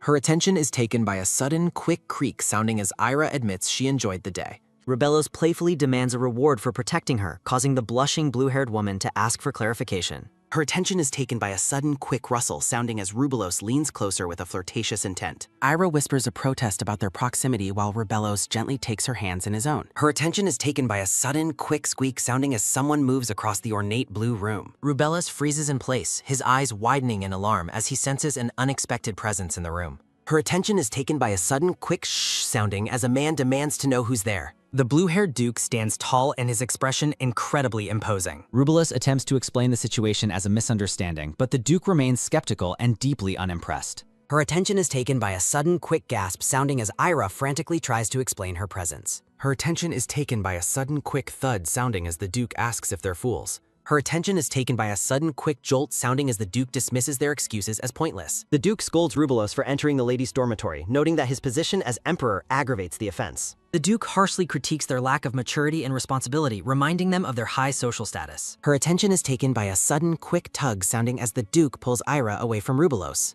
Her attention is taken by a sudden, quick cry sounding as Rubelos desperately pleads for the Duke to wait. Her attention is taken by a sudden, quick swish sounding as the Duke ignores Rubelos and continues walking. Her attention is taken by a sudden, quick snap sounding as Rubelos looks at his hands in disbelief. Her attention is taken by a sudden, quick thump sounding as Ira asks where they're being taken. The Duke grimly announces their immediate departure for home, his patience completely at its end. The Duke delivers his final judgment, declaring that the blue-haired woman is grounded until further notice. Her attention is taken by a sudden quick clatter sounding as Ira protests her unfair and childish punishment. Her attention is taken by a sudden quick oomph sounding as the Duke dismisses Era's adult claims. Ira stands in stunned silence as the weight of her father's strict punishment finally sinks in. Her attention is taken by a sudden quick click sounding as the Duke marches past his worried family. The family members observe the tension, noting that this is the very first time the Duke has grounded anyone. Her attention is taken by a sudden quick snicker sounding as the family teases the Duke's parenting style. Her attention is taken by a sudden quick snap sounding as Rubelos throws off a white clothing cover. Rubelos' assistant watches in confusion as the Emperor frantically searches through his wardrobe for the perfect outfit. Her attention is taken by a sudden quick thump sounding as Rubelos rejects his current selection of clothes. The green-haired assistant questions why Rubelos is so focused on his clothing design during the middle of a party. Her attention is taken by a sudden quick rustle sounding as Rubelos explains he must impress someone conservative. Rubelos scolds his assistant for calling his mentor stubborn, insisting that the Duke is a respected hero instead. Her attention is taken by a sudden quick hum sounding as the assistant stares at the Emperor in silence. Her attention is taken by a sudden quick swish sounding as Rubelos declares that none of his outfits work. Her attention is taken by a sudden quick plop sounding as Rubelos discards his shoes across the floor. Her attention is taken by a sudden quick click sounding as Rubelos steps out in a new uniform. Rubelos marches with intense focus, demanding his fastest horses and a carriage be prepared immediately. Her attention is taken by a sudden quick whisper sounding as guests discuss Era's sudden disappearance. Her attention is taken by a sudden quick snap sounding as the pink-haired girl dismisses Daniel's questions. Her attention is taken by a sudden quick potter sounding as the aide questions Rubelos' destination. Her attention is taken by a sudden quick sigh sounding as Rubelos predicts a potentially fatal outcome. Her attention is taken by a sudden quick jolt sounding as Rubelos grimly predicts his own demise. Her attention is taken by a sudden quick gasp sounding as the aide reacts with pure shock. Rubelos boards his carriage, asking for prayers for his safety while his assistant cries out. Her attention is taken by a sudden quick thud sounding as the carriage door slams shut. Her attention is taken by a sudden quick rattle sounding as the Imperial carriage speeds away. Rubelos gazes out the window with a heavy heart, lost in thought during the ride. Her attention is taken by a sudden quick clatter sounding as Rubelos observes the scenery.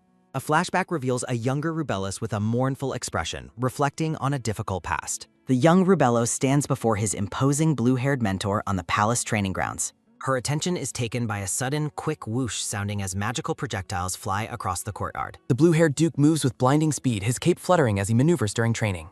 Her attention is taken by a sudden, quick hum sounding as young Rubelos conjures magic. Rubelos raises his hand to direct his power upward, struggling to maintain control of the magic. The young boy reacts with a start as the projectiles change course, testing his defensive reflexes. Her attention is taken by a sudden, quick ping sounding as the boy deflects magical weapons. Young Rubelos lands gracefully on the stone tiles, his breathing heavy as the intense training continues. Magic surges through the boy, his eyes glowing red as he prepares a powerful offensive counterattack. Her attention is taken by a sudden quick boom sounding as a massive pillar erupts. Her attention is taken by a sudden quick crash sounding as the blast scatters debris. Her attention is taken by a sudden quick clink sounding as the projectiles fall away. Her attention is taken by a sudden quick puff sounding as the boy catches his breath. Her attention is taken by a sudden quick flash sounding as the smoke clears. Young Rubelos looks up in awe, seeing that his strongest attack was stopped with absolute ease. The blue-haired Duke observes his student with a calm gaze as the smoke clears. A thought bubble reveals the boy's disbelief that his mentor blocked him with one finger. The Duke lectures the boy, explaining that defense is the foundation and scolding his reckless greed.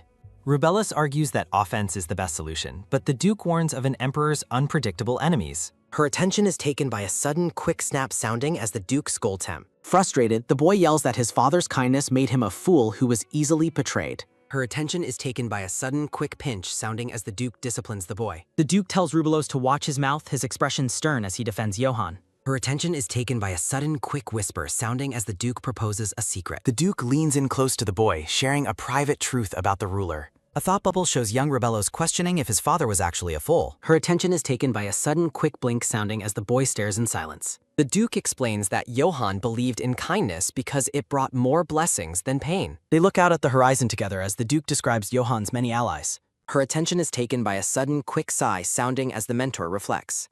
The Duke admits that Johann's way of life wasn't bad, calling him the first example. A young Rubelos finally smiles, his expression brightening as he begins to understand his father's legacy. Reinvigorated, the boy raises his fists and takes a fighting stance, ready to resume his training. The Duke's expression softens as he warns that trusting others always carries a hidden, dangerous cost. A narrative box recounts Johan's warning that the imperial family's history is forever stained with blood. Young Rubellos walks alone, surrounded by the hostile silhouettes of his many ambitious brothers. Rubella smiles while showing a toy to a friend, briefly escaping the palace's cold darkness. A blonde boy weeps over his shattered toys, while those he trusted laugh and deceive him. A small blonde child finds solace in a book, the narrative identifying him as the exception. Her attention is taken by a sudden, quick swish sounding as the boy reveals a hidden magic. The black-haired boy happily presents a small wooden toy horse and carriage to his blonde friend. Her attention is taken by a sudden, quick cheer sounding as the boy jumps for the toy.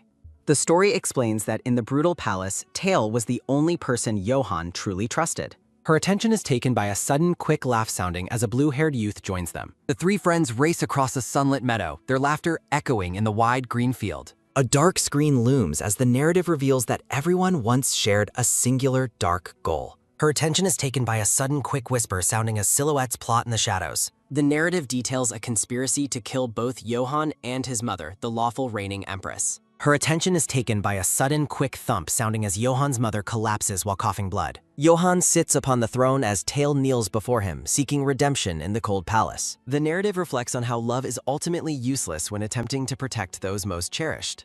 The text explains that Johan eventually purged every enemy except for his one trusted friend, Tail. The young emperor stares at his bloodied hands, his expression twisted by the weight of his actions. With a somber face, the blonde man places the golden crown upon his own head alone. Johan officially becomes the emperor, though the story notes the victory arrived with a heavy price. The narrative explains that neither the emperor nor Tail could ever return to their former innocence. The emperor looks down at a sleeping infant, his expression softening with a hint of hope. The story marks the birth of a child as a pivotal turning point in the emperor's life. Tail gazes upon the baby with joy, caring for the child as if it were his own.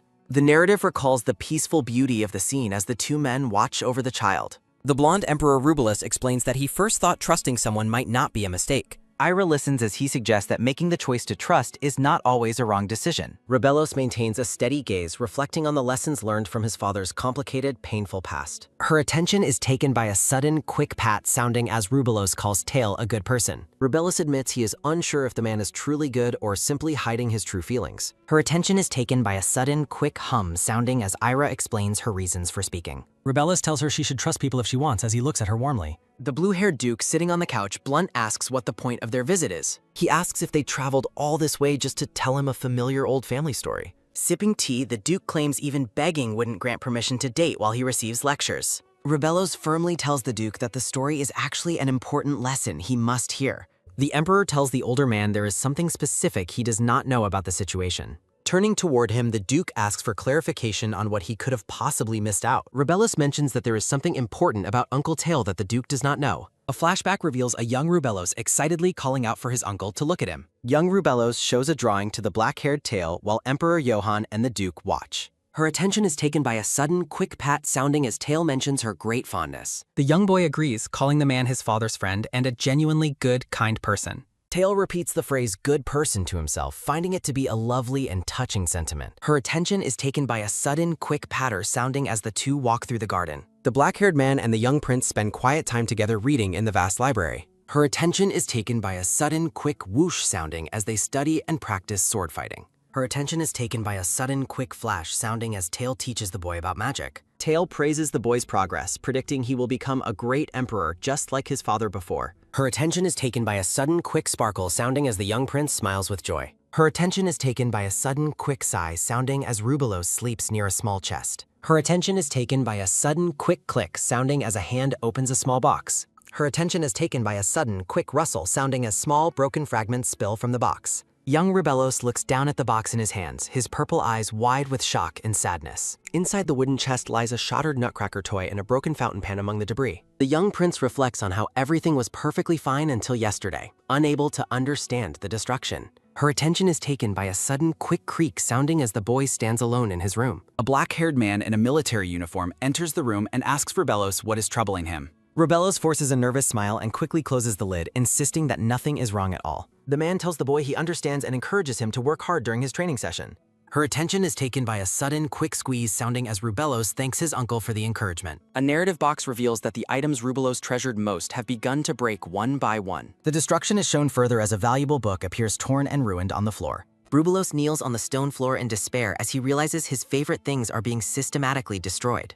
The young prince realizes that he wasn't just being careless, suspecting a more malicious intent behind the events. Her attention is taken by a sudden, quick click sounding as someone walks down the dark palace hallway. Her attention is taken by a sudden, quick stop sounding as Rubelos observes his uncle from the shadows. Rubelos is horrified to see his uncle holding his missing toy horse, confirming his worst fears of betrayal. The boy stares in disbelief from his hiding spot, realizing the person he trusted is his tormentor. Her attention is taken by a sudden, quick rustle sounding as the boy hides further behind a pillar.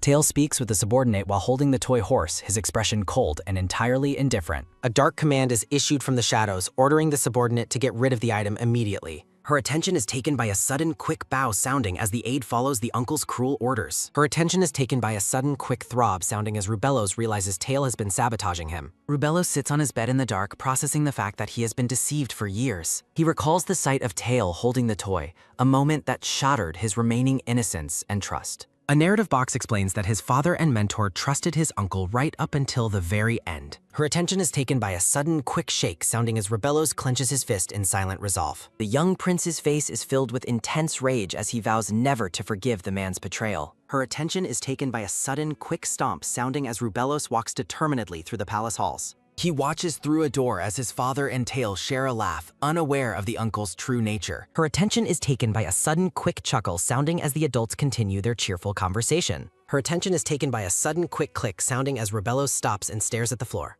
The boy decides that the time for confrontation has not yet arrived, hardening his heart for the future. Rubelos stands alone on the training grounds, holding a practice sword under the vast, clear blue sky. He remembers his mentor's advice about defense, but decides it doesn't apply to the threat posed by Tail. A dark, swirling shadow in his mind represents the growing resentment and focus on his eventual revenge. Her attention is taken by a sudden, quick huff sounding as Rubelos prepares himself for a serious strike. The young prince vows to end the cycle of betrayal and deception with his own two hands. Her attention is taken by a sudden, quick hum sounding as a glowing magical circle appears on the ground. Her attention is taken by a sudden, quick creak sounding as Rubelos grips the hilt of his sword tightly. The boy looks forward with a cold and determined gaze, his resolve stronger than it has ever been. Her attention is taken by a sudden, quick whack sounding as Rubelos strikes a wooden training dummy. Her attention is taken by a sudden, quick rustle sounding as someone peeks through a bush of roses. A young blue-haired girl jumps out from the bushes and excitedly calls out to Prince Rubelos. Her attention is taken by a sudden, quick gasp sounding as Rubelos turns around in total surprise. Her attention is taken by a sudden, quick patter sounding as Ira runs toward the startled prince. Era hugs him as Rubelos asks what she's doing at the palace and if she's following his mentor. Ira happily explains that she asked her father to bring her because she specifically wanted to see Rubelos. Rubelos questions her, and Era reminds him that he said she could come visit him at any time. Her attention is taken by a sudden, quick pat sounding as Rubelos smiles and calls her a good girl. Her attention is taken by a sudden, quick rustle sounding as sunlight filters through the forest. Ira explains that she wanted to return to the grove where they first met years ago. Her attention is taken by a sudden, quick hum sounding as she recalls meeting her love. Ira declares the Great Imperial Grove as her absolute favorite place in the whole world. Her attention is taken by a sudden, quick chuckle sounding as Rubelos enjoys her happy presence. Rubelos asks if she shares his feelings, and she confirms with an enthusiastic and bright response. They share a tender moment as they continue their stroll through the sun-drenched palace gardens. Her attention is taken by a sudden, quick smirk sounding as Tail observes the young prince. Her attention is taken by a sudden, quick thump sounding as Rubelos senses a looming threat. Her attention is taken by a sudden, quick patter sounding as Era invites him to play. Her attention is taken by a sudden, quick jolt sounding as Rubelos coldly refuses her request. Ira is left stunned and deeply confused by the prince's sudden and harsh change in attitude. Rubelos turns his back on his friend, claiming he no longer has any time for games. Tears well in Era's eyes as she struggles to understand why he's being so cruel. He reminds her of his duty as crown prince, placing his heavy responsibilities above their friendship. Ira stands alone on the vast training grounds, watching the prince distance himself from her life. Her attention is taken by a sudden, quick tap sounding as she walks away in despair. The young girl looks back one last time, hoping for any sign of his old warbs. Her attention is taken by a sudden, quick whisper sounding as she calls to the prince. Ira worries that his gloominess is due to the heavy burdens of his many royal duties. She suspects someone is pressuring him and decides to seek help from her father at once. Rubellus watches her leave from the shadows, secretly vowing to protect her from all hidden harm. A silent promise echoes through the darkness as he commits to keeping her safe forevermore. Her attention is taken by a sudden quick crash sounding as Rubellus destroys a training target. Her attention is taken by a sudden quick pant sounding as the boy catches his breath. A thin sliver of light reveals the grandeur of the Imperial Palace during a formal event. Her attention is taken by a sudden quick swish. Rubellus ignores Ira's polite greeting. Her attention is taken by a sudden quick sigh sounding as the girl feels neglected again. Her attention is taken by a sudden quick hum sounding as a heavy silence fills the room. Her attention is taken by a sudden quick clack sounding as training resumes with his mentor. Her attention is taken by a sudden quick whoosh sounding as Rubellus leaps high into action. Her attention is taken by a sudden quick flash sounding as a magical circle activates instantly. Her attention is taken by a sudden quick boom sounding as a massive explosion of energy occurs. Debris and smoke fill the training area as the mentor watches the boy's truly immense power. Her attention is taken by a sudden quick chuckle sounding as the Duke looks very pleased. Her attention is taken by a sudden quick beam sounding as Rubellus's face lights up triumphantly. The master and student stand together as the day ends, reflecting on their intense training session. Her attention is taken by a sudden quick hum sounding as Rubellus prepares one final strike. Her attention is taken by a sudden quick blast sounding as light erupts from the ground. Her attention is taken by a sudden quick gasp sounding as a man witnesses the power. Her attention is taken by a sudden quick whistle sounding as the wind sweeps the garden. The courtyard tiles are shattered, leaving a deep crater as proof of the prince's incredible strength. The blue-haired Duke observes his student's progress with a calm and approving expression of intrigue. Her attention is taken by a sudden quick pot sounding as the mentor praises his growth. The Duke offers the boy any reward he desires for his hard work and absolute dedication.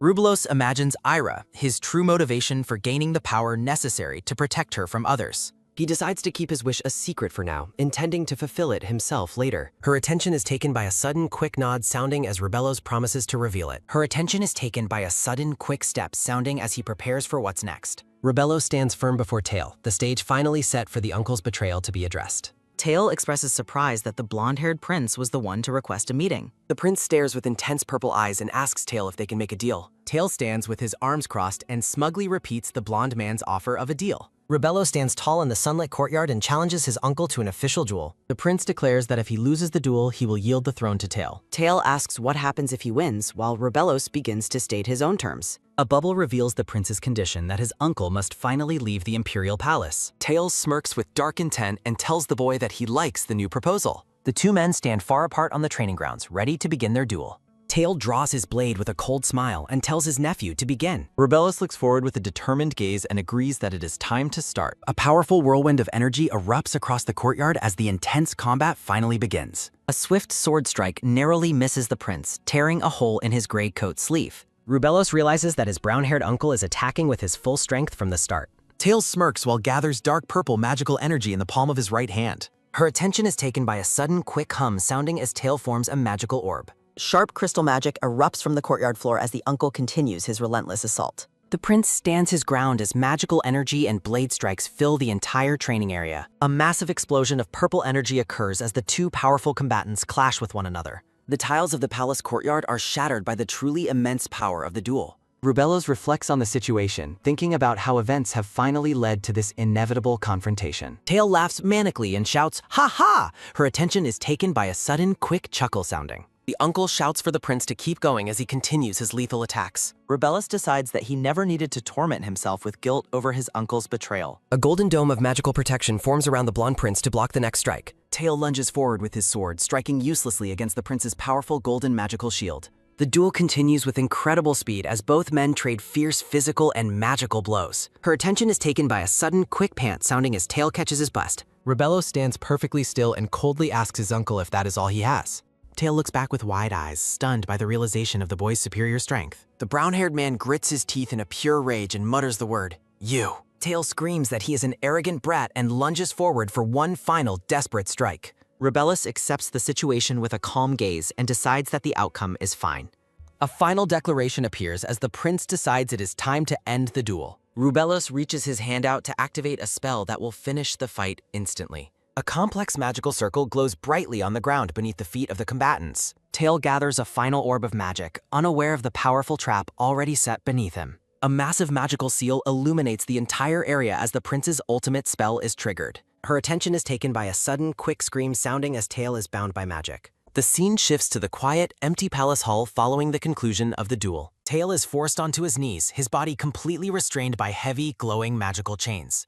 Tails smirks and says, "Ha, as I thought, blood will tell." Rebellos' eyes glow red as he calls him a monster and orders him to leave. Tail remains bound on the ground and mockingly agrees to follow the terms of the deal. The scene shifts to the Imperial throne room as the court gathers for an announcement. The older blonde emperor asks Tail if he is truly serious about leaving the palace. Tail bows and lies, saying he wants to learn more about the world outside the palace. Rubellus watches from the distance and tells his uncle to just shut up and go. The prince remembers the purple-haired girl's bright smile and reflects on his secret motivation. The emperor grants his brother official permission to depart from the imperial palace at once. Dark panels reveal that Tail will now be known as Kilton, retaining his imperial bloodline status. The palace halls echo the news that he will receive a title and funds for his rank. Her attention is taken by a sudden, quick stroll sounding as Tail walks away from the prince. Rebellos watches his uncle depart, feeling a sense of finality as their long conflict finally ends. Rebellos catches his breath at the training grounds, believing Tail's exit finishes his heavy burdens. Her attention is taken by a sudden, quick dash sounding as Ira arrives in a beautiful gown.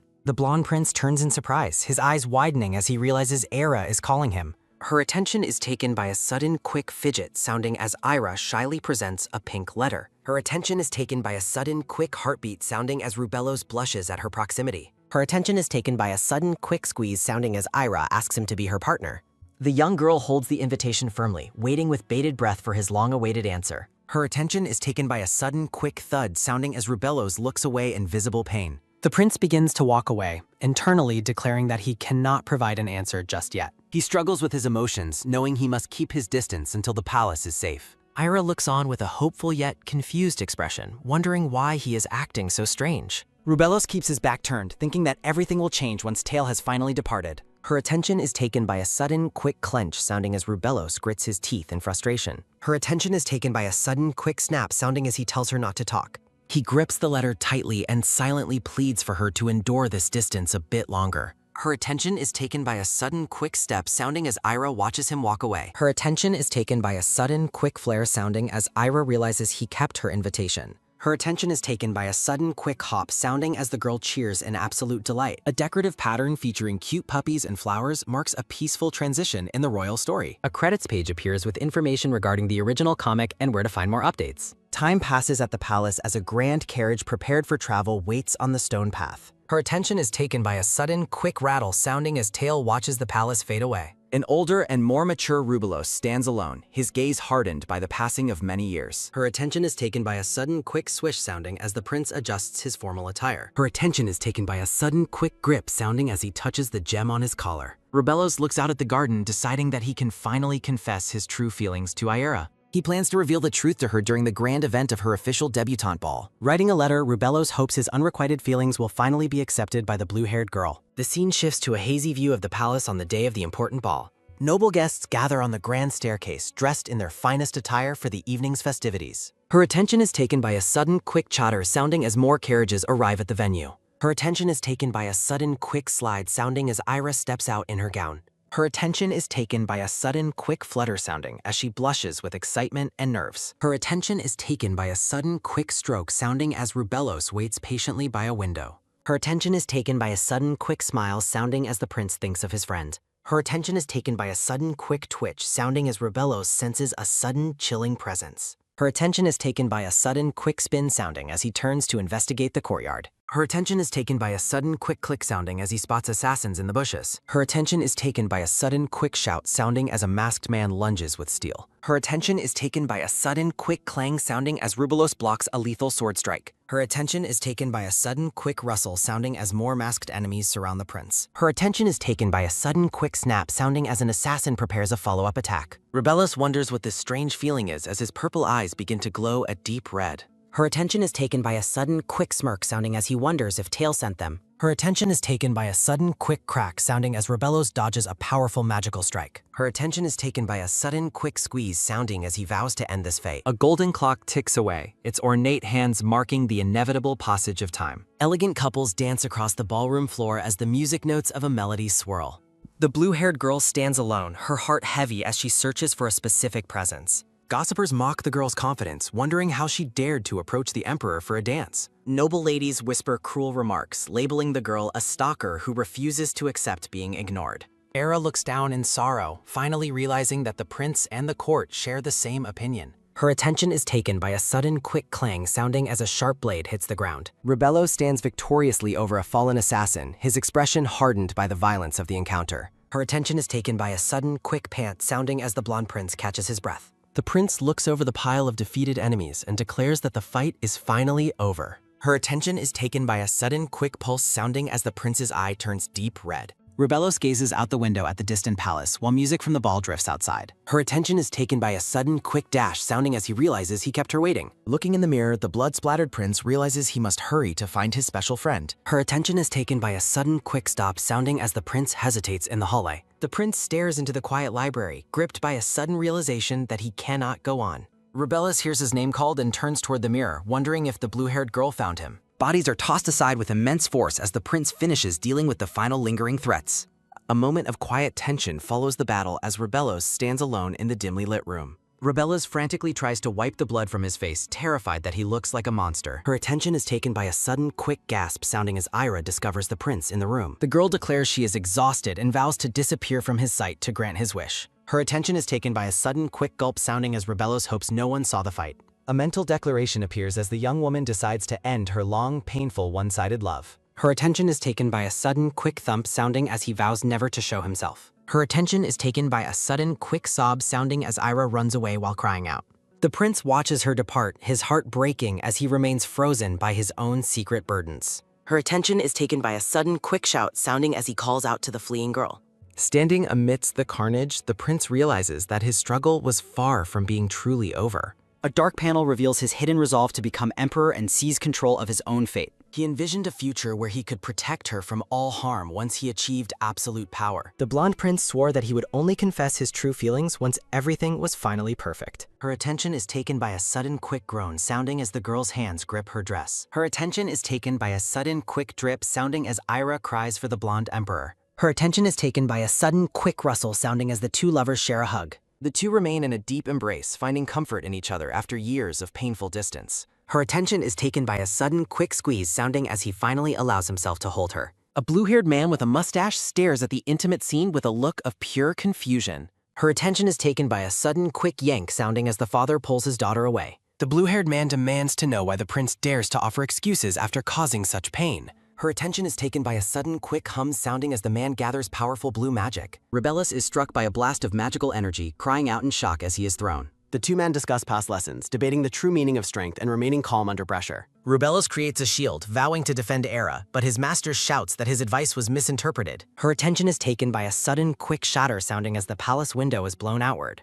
The older blue-haired man looks on with a stern face as Ira watches the confrontation in fear. Her attention is taken by a sudden, quick step sounding as the emperor moves back toward them. Her attention is taken by a sudden, quick thud sounding as the two men have a standoff. Shattered glass and furniture litter the floor, evidence of the immense magical power released during the argument. The blue-haired man shouts in anger, asking why the prince never revealed his uncle's true treachery. Narrative text explains that the enemy has been meticulously plotting his scheme for a very long time. Her attention is taken by a sudden, quick squeeze sounding as Rebellos vows to gain strength. Her attention is taken by a sudden, quick twitch sounding as the man reacts to the news. The blue-haired man asks if the prince made such a dangerous decision entirely on his own. Rebellos explains he felt most suited for revenge since his father and uncle were old friends. A heavy, expectant silence hangs between the two men as they stand before a palace window. Her attention is taken by a sudden, quick glance sounding as Ira looks at the blonde prince. The blonde prince maintains a steady, resolute gaze as he faces his mentor's heavy questioning. Her attention is taken by a sudden, quick sigh sounding as the man acknowledges the prince's growth. The Duke warns him not to shoulder burdens alone, while Rebellos admits he has someone to protect. Her attention is taken by a sudden, quick swish sounding as Rebellos smiles warmly at the girl. Her attention is taken by a sudden, quick stare sounding as Ira tilts her head in confusion. Her attention is taken by a sudden, quick laugh sounding as the Duke watches the two friends. Her attention is taken by a sudden, quick shout sounding as a foot enters the messy room. Her attention is taken by a sudden, quick chuckle sounding as the Duchess discovers the destroyed chamber. Shards of glass and a fallen flower pot lie scattered across the ornate carpet of the room. Her attention is taken by a sudden, quick drip sounding as the Duke sweats under her gaze. Her attention is taken by a sudden, quick bow sounding as Rebellos offers his deepest apologies. Rebellos claims he got carried away practicing martial arts and accidentally caused the destruction of the house. Her attention is taken by a sudden, quick blink sounding as the Duchess looks on in surprise. The prince offers to compensate for the damage by tracking down rare items from overseas for her. The Duchess tells the Emperor to stand tall and never lower his head in such a manner. Her attention is taken by a sudden, quick swish, sounding as Rubellos rises to face the woman. A soft smile touches the prince's face as he looks at the woman who cared for him. The blue-haired girl stands silently in her gown as she watches the emotional exchange from afar. Rubellos bows once more, apologizing for causing her precious daughter pain for such a long time. Her attention is taken by a sudden, quick touch, sounding as the Duchess reaches for his face. The woman looks at him with a motherly expression, her eyes filled with warmth and understanding. Rubellos gazes back at her with wide eyes, moved by her gentle and forgiving physical gesture. The prince remains silent, his expression softening as he accepts the Duchess's kind and comforting words. Her attention is taken by a sudden, quick thump, sounding as Ira blushes at the scene. Ira grips her dress tightly, overwhelmed by the emotional resolution unfolding right in front of her. The Duchess leads her shocked husband away, declaring that they will leave the two youngsters alone. Her attention is taken by a sudden, quick drag, sounding as the Duke is pulled away. Her attention is taken by a sudden, quick click, sounding as the door closes behind the couple. Her attention is taken by a sudden, quick swish, sounding as Ira reaches out to him. Rubellos asks if she is all right, and she confirms it as they share a number. The Emperor and Empress accept an apology, much to the visible surprise of the blue-haired girl. Her attention is taken by a sudden, quick drag, sounding as the Empress removes the Emperor. Era and Rubellos share a joyful laugh, finally free from the heavy tension of their secrets. Sunlight streams through a broken window as the narrative reflects on overcoming a massive metaphorical mountain. The golden light of evening fills a quiet palace corridor lined with grand pillars and lamps. Her attention is taken by a sudden, quick hush sounding as four people dine in silence. The blonde man notes that Rubellos was keeping another serious secret from his family and friends. He expresses deep shock that the young prince would hide such a grave matter for long. Her attention is taken by a sudden, quick sigh sounding as the blonde Empress closes her eyes. Both Rubellos and Ira bow their heads, offering their sincere apologies to the seated royal couple. Rubellos admits he lacked proof and felt he was too young to act on his suspicions. Her attention is taken by a sudden, quick bang sounding as he vows to handle Tail himself. The Emperor and Empress stare at him with blank expressions, confused by his sudden emotional outburst. The Emperor and Empress look perplexed, questioning why the conversation shifted to Uncle Tail. Rubellos and Era exchange a tense, awkward glance as the sudden questioning catches them off guard. The blonde Empress leans in closer, explaining that their curiosity lies in a different matter. A mischievous smile plays on her lips as she prepares to reveal her true suspicions. Her attention is taken by a sudden, quick gasp sounding as Ira reacts to the Empress. The Empress gleefully claims she knows they're dating, while Rubellos tries to protest her playful prying. The Emperor nods in silent agreement, seemingly content with his wife's humorous interrogation of the youth. Her attention is taken by a sudden, quick yelp sounding as Rubellos reacts with pure shock. Ira is mortified by the mention of marriage, while Rubellos frantically attempts to correct the misunderstanding. Rubellos asks if they have more questions about Tail, but the Emperor affirms his absolute trust. The blonde prince maintains a serious expression, still focused on the gravity of the looming threat. The Emperor gazes at his son with a warm, proud smile, acknowledging his growth and maturity. A close-up reveals his deep purple eyes, reflecting a mixture of wisdom and hidden tactical thought. Raising his cup, the Emperor pledges his trust before shifting his focus back to the girl. Rubellos watches his father with a silent, lingering concern as the dinner conversation takes another turn. The Emperor addresses the blue-haired girl directly, prompting a nervous and startled response from Era. With a playful glint in his eye, the Emperor asks when they might expect any grandchildren. Her attention is taken by a sudden, quick shout, sounding as Rubellos scolds his teasing father. The Emperor bursts into hearty laughter, admitting that he finds teasing the younger generation highly entertaining. The Empress sighs gently, asking her husband to finally stop bothering the two very embarrassed lovers. Flickering candles illuminate the quiet dining hall as the evening's heavy tension finally begins to melt. Narrative text reflects on how the group successfully navigated the emotional hurdles of the secret-filled evening. The story notes they safely crossed a metaphorical mountain, moving toward a much more peaceful future.